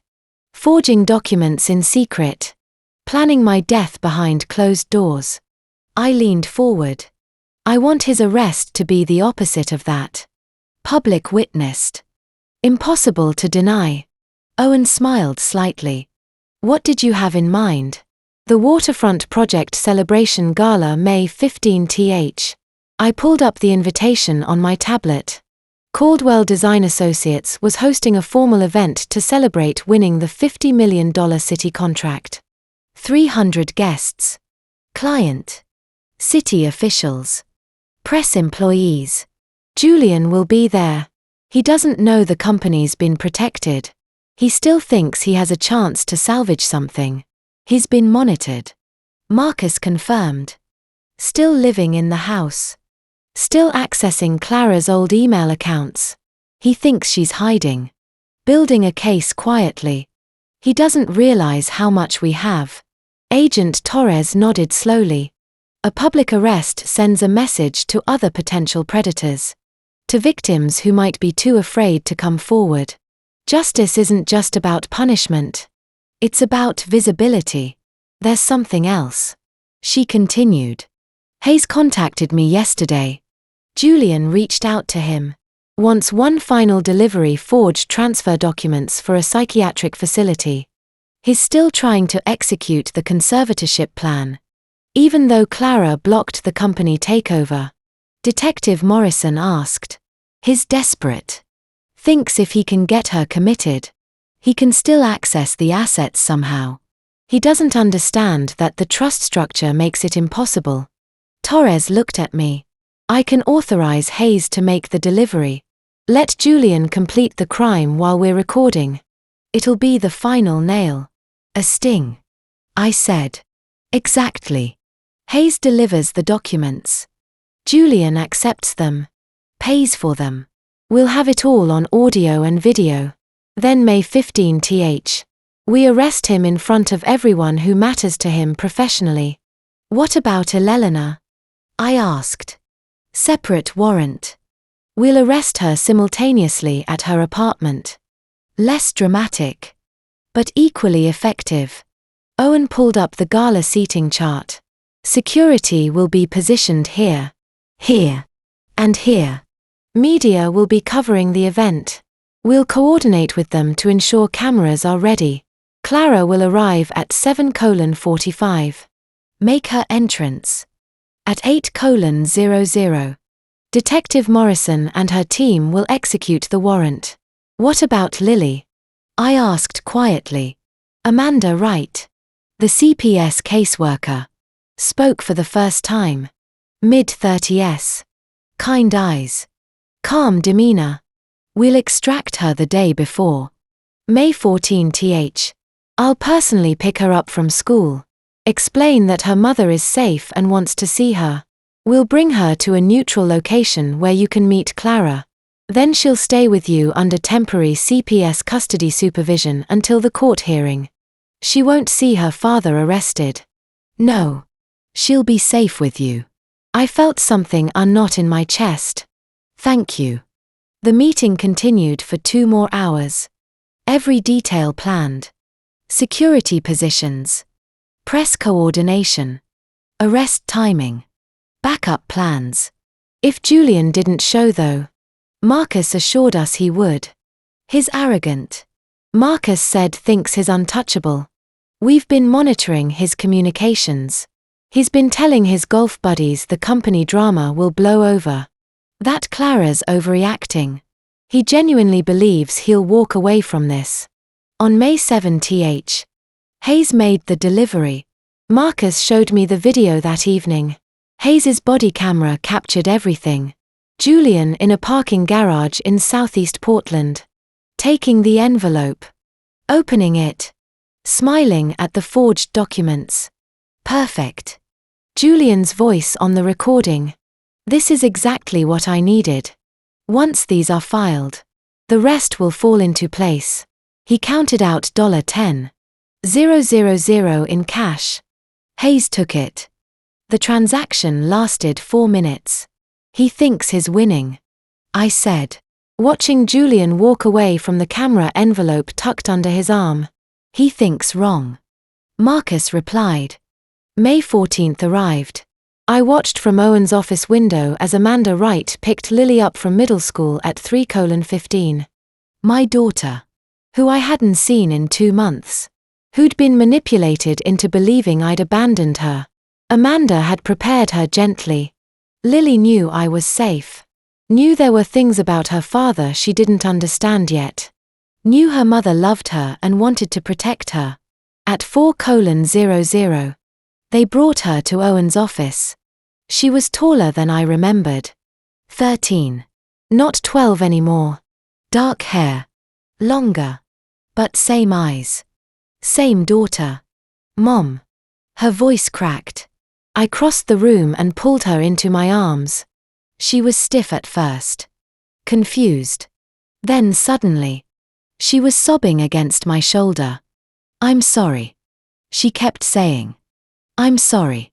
I'm sorry. You have nothing to be sorry for. I whispered. None of this was your fault. None of it. That evening, we stayed in my hotel suite. I ordered room service. We talked for hours. I explained everything in terms a 13-year-old could process. Her father had made very bad choices. He'd hurt people. Tomorrow, he would face consequences. She was safe now. I would keep her safe. She fell asleep in my bed, holding my hand like she used to when she was small. May 15th morning. I stood in front of the hotel mirror in a red dress I'd bought the day before. Power red. Victory red. The dress of a woman who'd survived and was about to reclaim everything that had been stolen. My hair was done. Makeup subtle but polished. I looked healthy. Strong. Nothing like the confused, drugged woman Julian had tried to create. Owen knocked at 7:30. Cars ready. Security teams in position. Detective Morrison's coordinating with the venue. Torres is on site with the FBI team. And Julian Marcus confirmed he's on his way. Should arrive around 7:45. I looked at my reflection one last time. The woman staring back wasn't the woman who'd run from her house 2 months ago. She wasn't even the woman who discovered her husband's conspiracy. She was someone new. Someone who'd been broken down and built herself back stronger. Let's go, I said. Tonight. In front of 300 witnesses. I was going to watch my husband realize he'd lost everything. And I was going to smile before the gala confrontation that ends everything. Type 15. If you're ready. I need to know you're still here. Note. This story blends fiction with educational purpose. Similarities to real names or settings are unintentional. If this isn't for you, feel free to pause. Otherwise, here's what happened. The ballroom at the Portland Sentinel Hotel held 300 people. Clients in designer suits. City officials glad-handing. My 18 employees clustered near the bar. Nervous. Press photographers positioned along the walls. Everyone was waiting for me. I arrived at 7:47. 13 minutes late. Precisely calculated. The double doors opened. I stepped through. The room went silent. 300 faces turned toward me. I heard the whispers start immediately. That's Clara Caldwell. I thought she was on medical leave. She looks incredible. I hoped they were thinking. Powerful. Healthy. Nothing like the rumors Julian had spread. I wore red.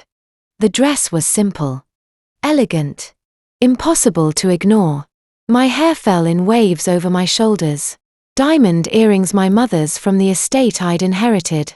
I looked like exactly what I was, a successful architect worth nearly $20 million who just survived her husband's attempt to murder her. I walked into that ballroom like I owned it because I did.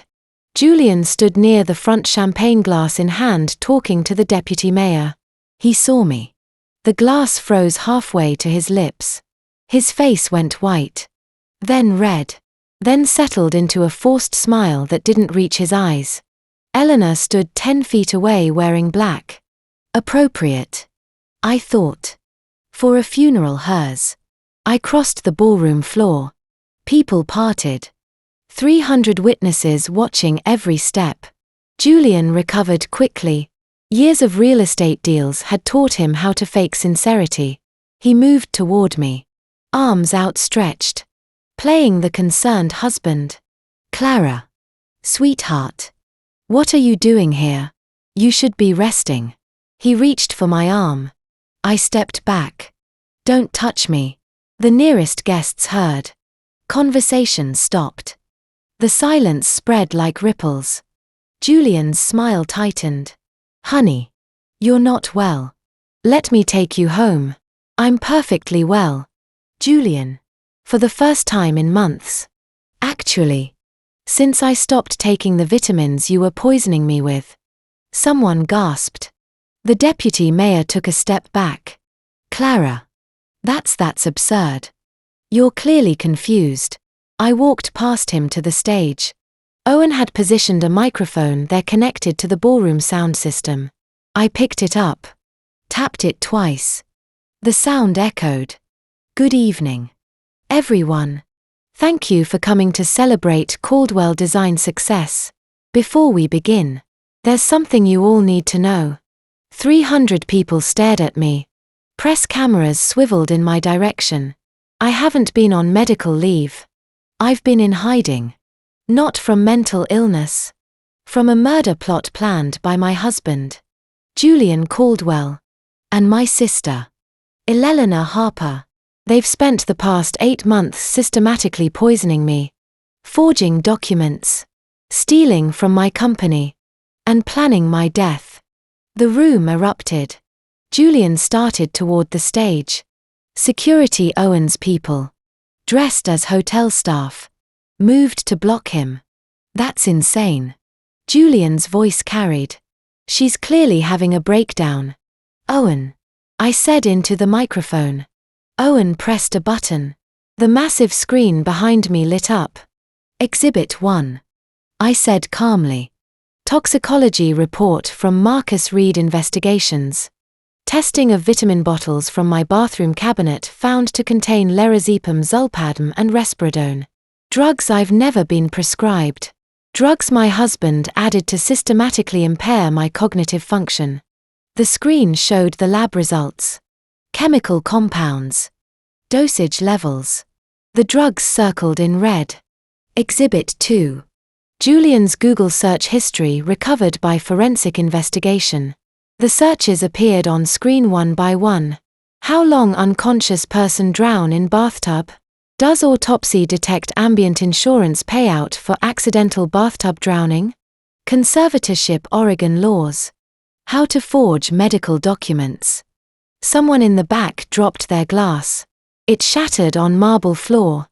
Exhibit 3. My voice stayed steady. Clinical surveillance footage from my home security system. March 26 th. 8:47 p.m. The video played. Julian in our kitchen. Eleanor walking in. Julian pulling her close. The kiss that proved their affair. Eleanor's hand on his chest. The conversation too quiet to hear.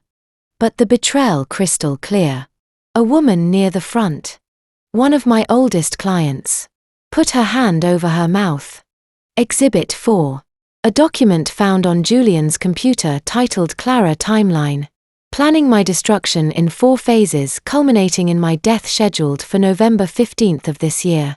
He called it CF Final. Like a meeting. Like an appointment to kill his wife. The timeline document filled the screen. Phase 1 through Phase 4. The clinical language. The November 15th date in red. Julian lunged toward the stage. Security held him back. His face was purple with rage. "You, the concerned husband," mask shattered completely. "After everything. You can't." Julian Caldwell. A new voice. Agent Jennifer Torres walked into the ballroom from the side door, badge held high. Detective Morrison followed along with 4 uniformed Portland police officers. "You're under arrest for conspiracy to commit murder, attempted murder, fraud, forgery, and money laundering." The ballroom exploded into chaos. People standing, shouting, cameras flashing. Torres approached Julian. "You have the right to remain silent. This is she's lying. She's." The handcuffs clicked. That metallic snap echoed in the sudden silence. Across the room, Detective Morrison approached Eleanor. My sister was crying, mascara running black down her face. "Eleanor Harper. You're under arrest for conspiracy to commit murder. CL. Please." Eleanor's voice cracked. "I'm your sister." I walked down from the stage. Crossed the ballroom floor. Stopped 3 feet from her. "You stopped being my sister," I said quietly. "The day you helped him plan to kill me." They led her away in handcuffs. She was still crying. Julian stood surrounded by officers, hands cuffed behind his back. Torres was still reading his rights. Press photographers were getting every angle. I walked up to him. Torres gave me a slight nod. 30 seconds. Her expression said. I leaned close to Julian's ear. Close enough that only he could hear. You thought I was weak. I whispered.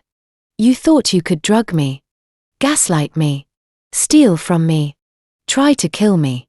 And I'd just disappear quietly. Fatal mistake. He turned his head. Looked at me with the pure hatred of a narcissist whose mask has been ripped off. Impotent rage because there was nothing he could do. No charm. No lies. No control. Just handcuffs and 300 witnesses who'd seen everything. I stepped back. Torres led him toward the doors.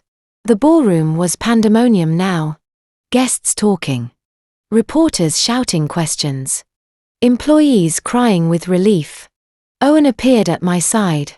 You did it, he said quietly. I watched Julian and Elena being escorted out. Watched my husband, soon-to-be ex-husband, disappear through the doors in handcuffs. His entire life collapsing in a single evening. Yes, I said I did. Owen's office felt different on April 16th. The oak desk gleamed under afternoon sun. But the air carried weight. The kind that settles before a storm breaks. I sat in the leather chair facing the door, hands folded in my lap to stop them from shaking. Amanda Wright, the CPS caseworker, had brought Lily straight from school 20 minutes ago. Now my daughter stood in the doorway, backpack hanging from one shoulder. Eyes red and swollen. Mom. Her voice cracked on the single word. I rose and crossed the room in 3 strides. Pulling her into my arms. She smelled like vanilla shampoo and fear. Her shoulders shook and I held tighter. Feeling 13 years of love and 4 months of terror collide in that embrace. I'm here, baby. I'm safe. We're both safe now. She pulled back, studying my face as if checking for cracks. They said Dad tried to that he was going to sit with me. I guided her to the sofa. Owen quietly leaving to give us privacy. Amanda stood by the window. A silent guardian. I took Lily's hands cold despite the warm room and began at the beginning. I told her about the vitamins laced with drugs. About the bathtub on December 14th when she'd saved my life without knowing someone had tried to end it. About the conservatorship plan. The forged documents. The life insurance policy with a $10 million payout. About Eleanor's role in the conspiracy.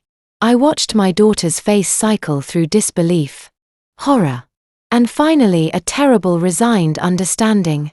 I knew something was wrong. She whispered when I finished. I didn't want to believe it. But I knew. When did you start to suspect? Early April. Maybe the 3rd or 4th. She wiped her eyes with her sleeve. You'd been gone for 2 weeks. Dad kept saying you were at a treatment center for stress. But one night, I came downstairs for water and I heard them in the kitchen. Them. Dad and Aunt Eleanor. Lily's voice hardened on the title. They were drinking wine. Laughing. Dad said something like, "We're finally free." And Eleanor clinked her glass against his. She said, "To new beginnings." They were celebrating. Mom. You were supposed to be sick. Maybe dying for all I knew. And they were celebrating. The image cut through me. My husband and sister. Toasting my absence like a victory. I forced myself to breathe evenly. What did you do? Lily looked down at her hands. I went back upstairs. I couldn't sleep. The next morning, I started paying attention. Really paying attention. And she reached into her backpack and pulled out her phone, an older iPhone with a cracked screen protector. Her fingers trembled as she unlocked it and opened the Photos app. She navigated to a hidden album labeled School Project 2025. There are 47 videos in here. She said quietly. I recorded them over 6 weeks from early March to mid-April. My breath caught. 47. Dad never thought I was paying attention. Her voice carried a bitter edge I'd never heard before.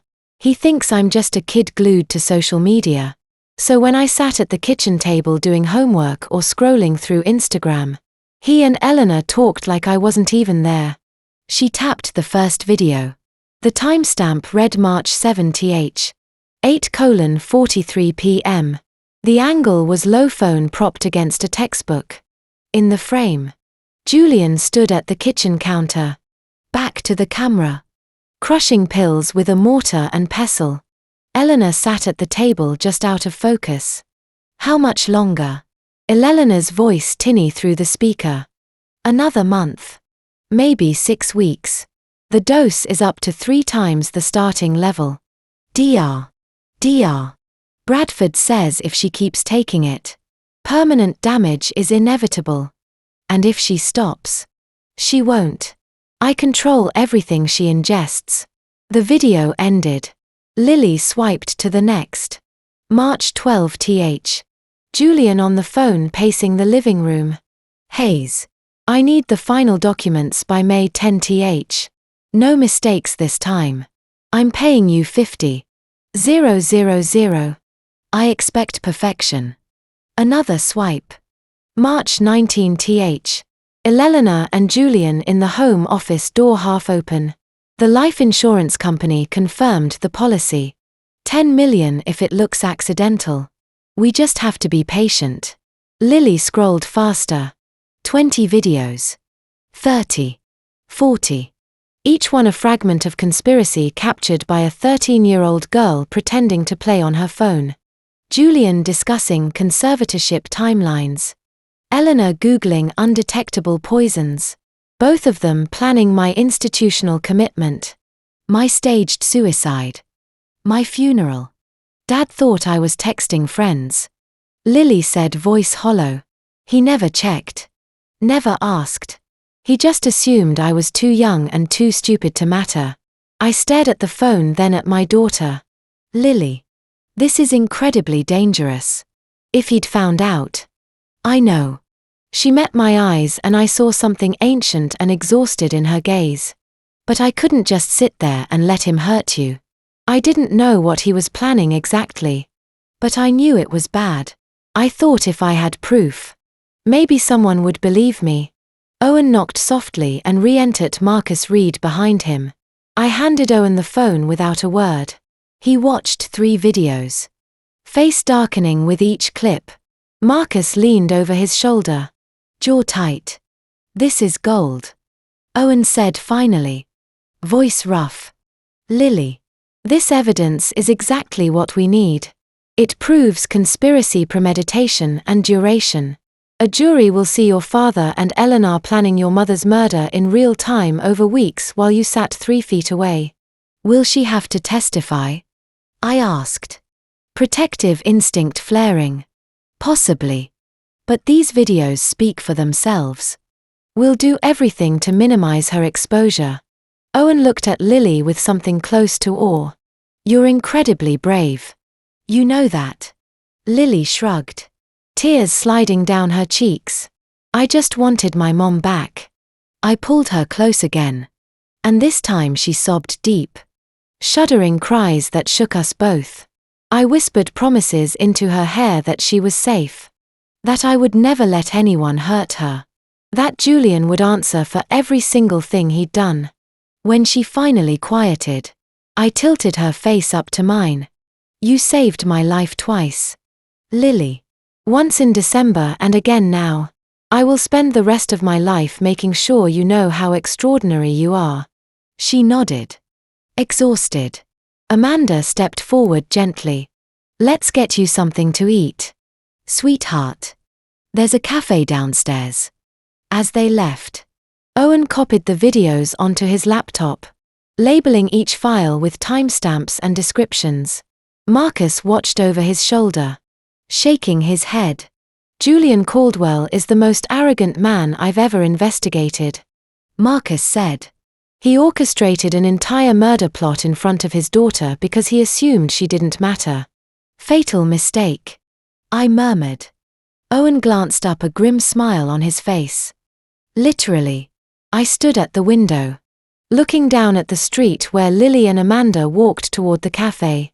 My daughter, my brave, brilliant daughter, had handed us the final piece of evidence we needed.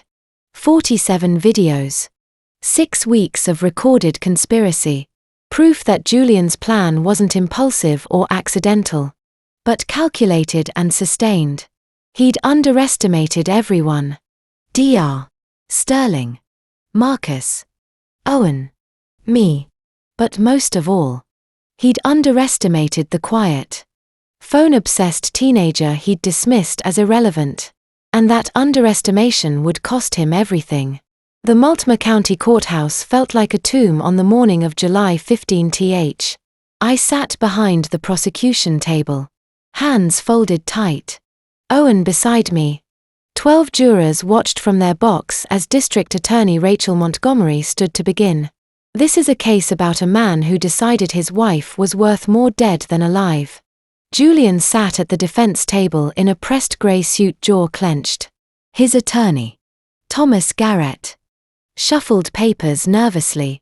Across the aisle, Eleanor sat alone in an orange jumpsuit.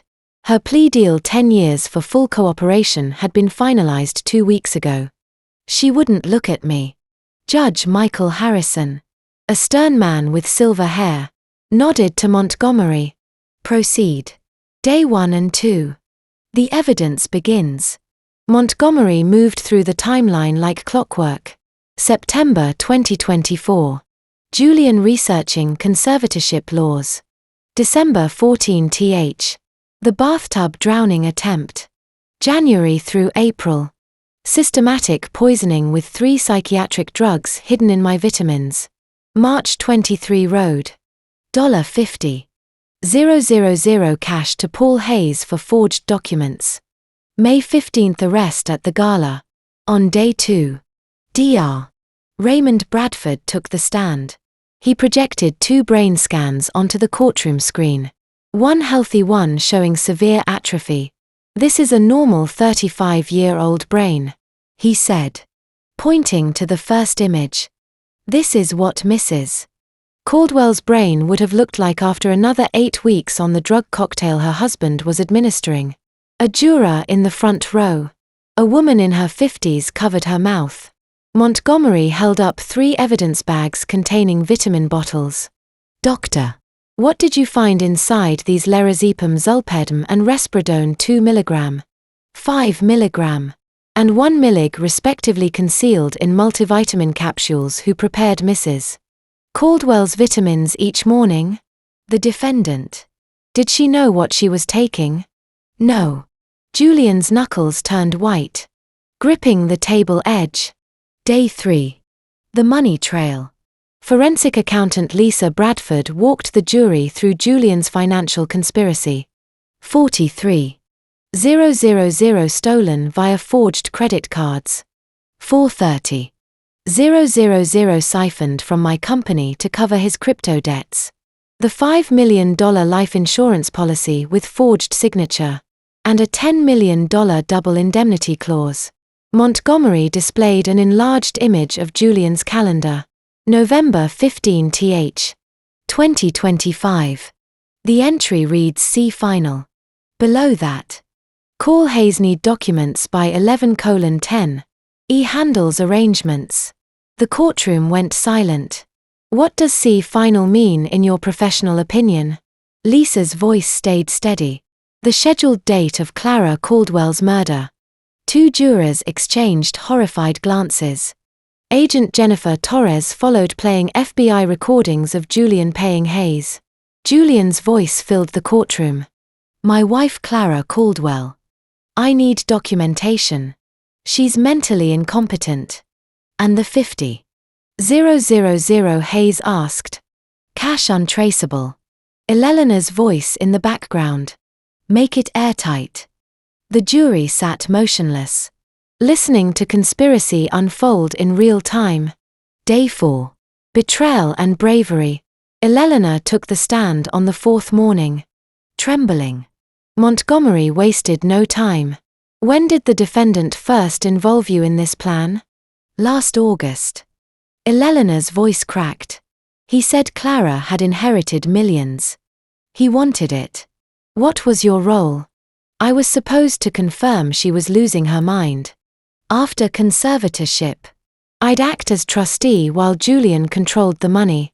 Did you know he planned to kill her? Long pause. Yes. When after the bathtub in December. He told me it was supposed to look accidental. But Lily came home early and saved her. Julian was furious. That's when he switched to slow poisoning. Julian's face flushed crimson. Garrett grabbed his forearm, whispering urgently. Julian jerked away. Did you try to stop him? Eleanor sobbed. No. I wanted the money. Too. I felt nothing watching her cry. She'd helped plan my murder. Her remorse meant nothing now. Then Lily walked to the witness stand. My 13-year-old daughter looked impossibly small in the wooden chair. Amanda Wright, the CPS caseworker, stood nearby. Judge Harrison spoke gently. Take your time. Lily. Montgomery approached slowly. Can you tell us what happened on December 14th? I came home early from a friend's house. Lily's voice was quiet but clear. I found Mom in the bathtub. She wasn't moving. The water was over her face. What did you do? I pulled her out. Called 911. The dispatcher told me how to do CPR. I kept doing it until the ambulance came. Did you see your father that night? Yes. Where was he? Downstairs when the paramedics said Mom would be okay. I saw his face. What did you see? Lily looked directly at Julian. He was angry. Like he was mad she survived. The courtroom erupted in whispers. Judge Harrison's gavel cracked down. Julian started to rise. Garrett yanked him back into his seat. Montgomery introduced the 47 videos next. The jury watched Julian crushing pills in the kitchen. Eleanor discussing timelines. Both celebrating my absence while Lily pretended to play on her phone 3 feet away. When Lily stepped down, she ran to me. I held her tight. Both of us shaking. Day 5. The collapse. Montgomery's closing argument on July 19th was devastating. The defense will claim misunderstanding. But you've seen the videos. The forged documents. The poisoned vitamins. The calendar marked C final. This wasn't misunderstanding. This was premeditated murder stopped only by a child's courage. Garrett tried his closing reasonable doubt circumstantial evidence. But his voice lacked conviction. Judge Harrison turned to the jury. Ladies and gentlemen, you will now. Julian exploded to his feet. This is bullshit. Garrett lunged for him. Julian. Sit down. Julian shoved him away and whirled toward the jury face. Contorted with rage. You don't understand. I deserve that money. I grew up with nothing. I spent 12 years playing the perfect husband to a woman who never appreciated me. 12 years wasted on someone who didn't earn what her parents gave her team. Mr. Caldwell. Judge Harrison's gavel thundered. Sit down immediately or I will hold you in contempt. But Julian was beyond control. He jabbed a finger at me. She didn't deserve $18 million. I did the work. I played the role perfectly. And she just sat there with her inheritance. Acting like I was lucky to have her. His voice climbed to a shriek. And that brat. He pointed at Lily. Who flinched against me. Ruined everything. A stupid kid with a cell phone destroyed months of planning. 2 baifs moved in. Garrett stood frozen. Ashen-faced. Julian's laughter turned manic. You think I'm sorry? I'm sorry I failed. I should have held her under longer in December. I should have doubled the drug doses. I was too careful. The baifs grabbed his arms. Julian fought them. Still screaming. I deserved it. She was weak. I was strong. I should have won. They dragged him toward the side exit. His voice echoed off the walls. I'm the victim here. I suffered through 12 years married to that woman. I earned that money. The door slammed. Silence crashed down like a wave. Judge Harrison exhaled slowly. He looked at the 12 stunned faces in the jury box. Ladies and gentlemen, you have just witnessed the defendant's voluntary statement. It will be entered into the record. You are dismissed to begin deliberations. The jury filed out, several shaking their heads in disgust. Owen leaned close. He just confessed to attempted murder in front of 12 witnesses. I nodded, unable to speak. Lily pressed against my side, trembling.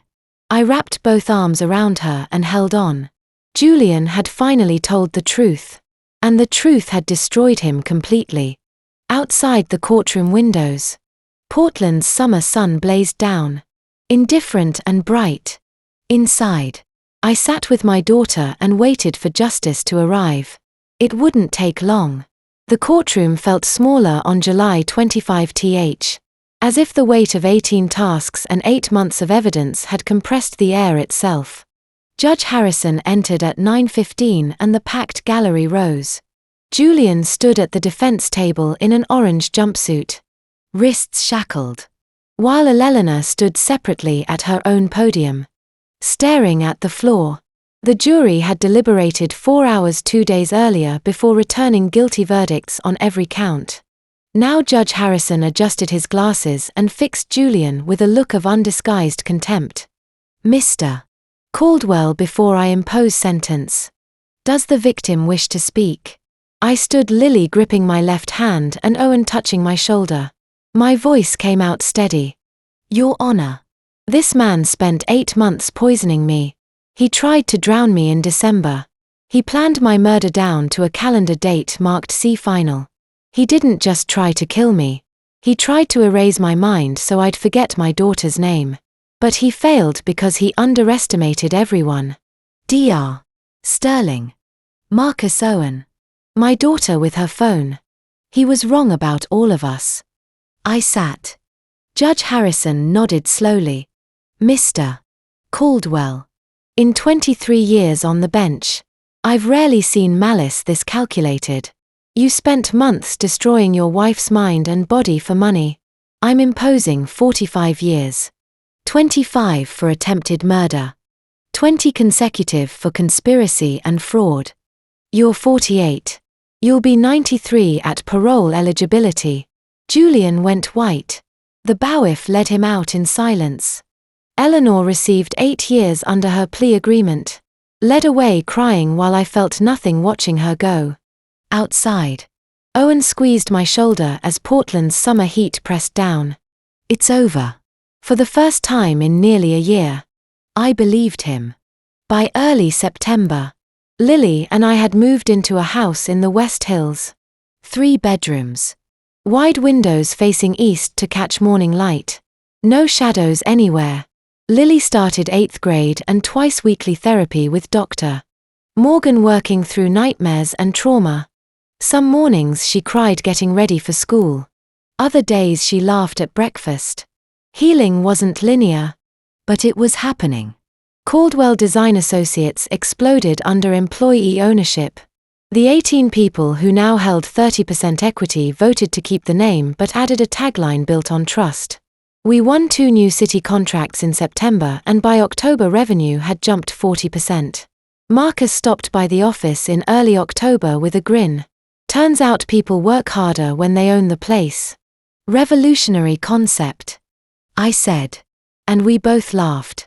That same week, I met with Owen and Marcus at a coffee shop downtown to pitch an idea that had been growing since the trial ended. I want to start a foundation for financial abuse and gaslighting victims.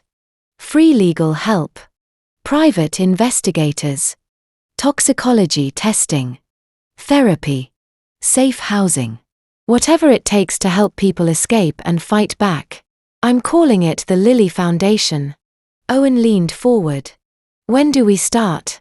We launched in mid-November. Within 2 weeks, we had 17 clients. Mostly women. 3 men. All trapped in relationships where money and sanity were being stolen. By December, We'd helped 43 people document abuse, gather evidence, and file charges. Each case felt like saving myself all over again. On a freezing January afternoon, 6 months after the sentencing, I stood backstage at TEDx Portland with Lily beside me in a blue dress. My heart hammered as the stage manager waved us forward into blinding lights and 300 faces. I told our story. The vitamins hiding psychiatric drugs. The bathtub drowning attempt on December 14th. Lily's 47 videos recorded while Julian and Eleanor plotted 3 feet away. The trial. Julian's breakdown when his narcissism shattered in front of the jury.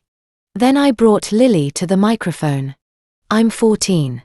She said. Voice clear and strong. When I was 13. I recorded evidence that saved my mom and put a murderer in prison. If you think something's wrong, trust yourself. If someone says you're crazy, you're probably not. And if you can record everything." The applause was immediate and thunderous. I put my arm around her shoulders and delivered the line I'd written the night before to anyone planning to manipulate, poison, or gaslight another person we're watching. We're recording and we're ready to fight back. The audience rose to their feet. Lily and I stood together, hands linked, and I felt the transformation complete. Victim to survivor to advocate. Silence to speaking. Poison to powerful. But my favorite moment came weeks earlier on a quiet December evening 3 days before Christmas. Lily and I baked chocolate chip cookies in our sun-filled kitchen while snow rare for Portland dusted the yard outside. Music played softly. She rolled dough between her palms and asked, "Mom, do you ever think about him sometimes? But I don't wonder what he's thinking anymore. I don't care." "Me neither," she said and smiled. We slid cookies into the oven and sat at the kitchen table in warm pooled light. Lily's phone buzzed with a text from a friend about New Year's plans. She laughed, typing back while I watched this fierce, brilliant girl who'd saved me twice. I felt peace. I trusted my mind again. My instincts. My strength. Julian had tried to take everything. My money. My sanity. My life. But I was still here. We were still here. And we were free. The oven timer dinged. Lily jumped up to check the cookies, yelping when she touched the hot tray. Ordinary. Safe. Ours. I leaned back and smiled at this quiet, bright, beautiful life I'd fought for. It was worth every single battle. Outside, snow fell silent and soft. Inside, my daughter laughed and I was home. And to you listening to this story, remember this. I used to believe marriage was sacred. That family meant safety. That trust was a given. I was wrong. Family betrayal cuts deepest because it comes from those you'd never suspect. Family revenge isn't always about retaliation. Sometimes it's about reclaiming what was stolen. Your sanity. Your voice. Your life. I trusted the wrong people. I ignored red flags because I wanted to believe the best. Don't be like me. Don't wait until you're drowning in a bathtub or forgetting your daughter's name to ask for help. God gave me signs. Dr. Sterling's warning. Lily's courage. Marcus' persistence. I almost missed them because I'd been conditioned to doubt myself. Don't ignore divine intervention when it appears in human form. Here's what I learned. Family betrayal doesn't announce itself with villains and monsters. It wears the face of a devoted husband. A concerned sister. It whispers. You're confused. While crushing pills into your vitamins. And when you finally fight back, people call it family revenge. But it's not revenge. It's survival. If your gut screams something's wrong, listen. If someone's isolating you, controlling your money, questioning your memory run, document everything. Trust yourself and know this family betrayal thrives in silence. But it dies in the light. I'm not saying distrust everyone.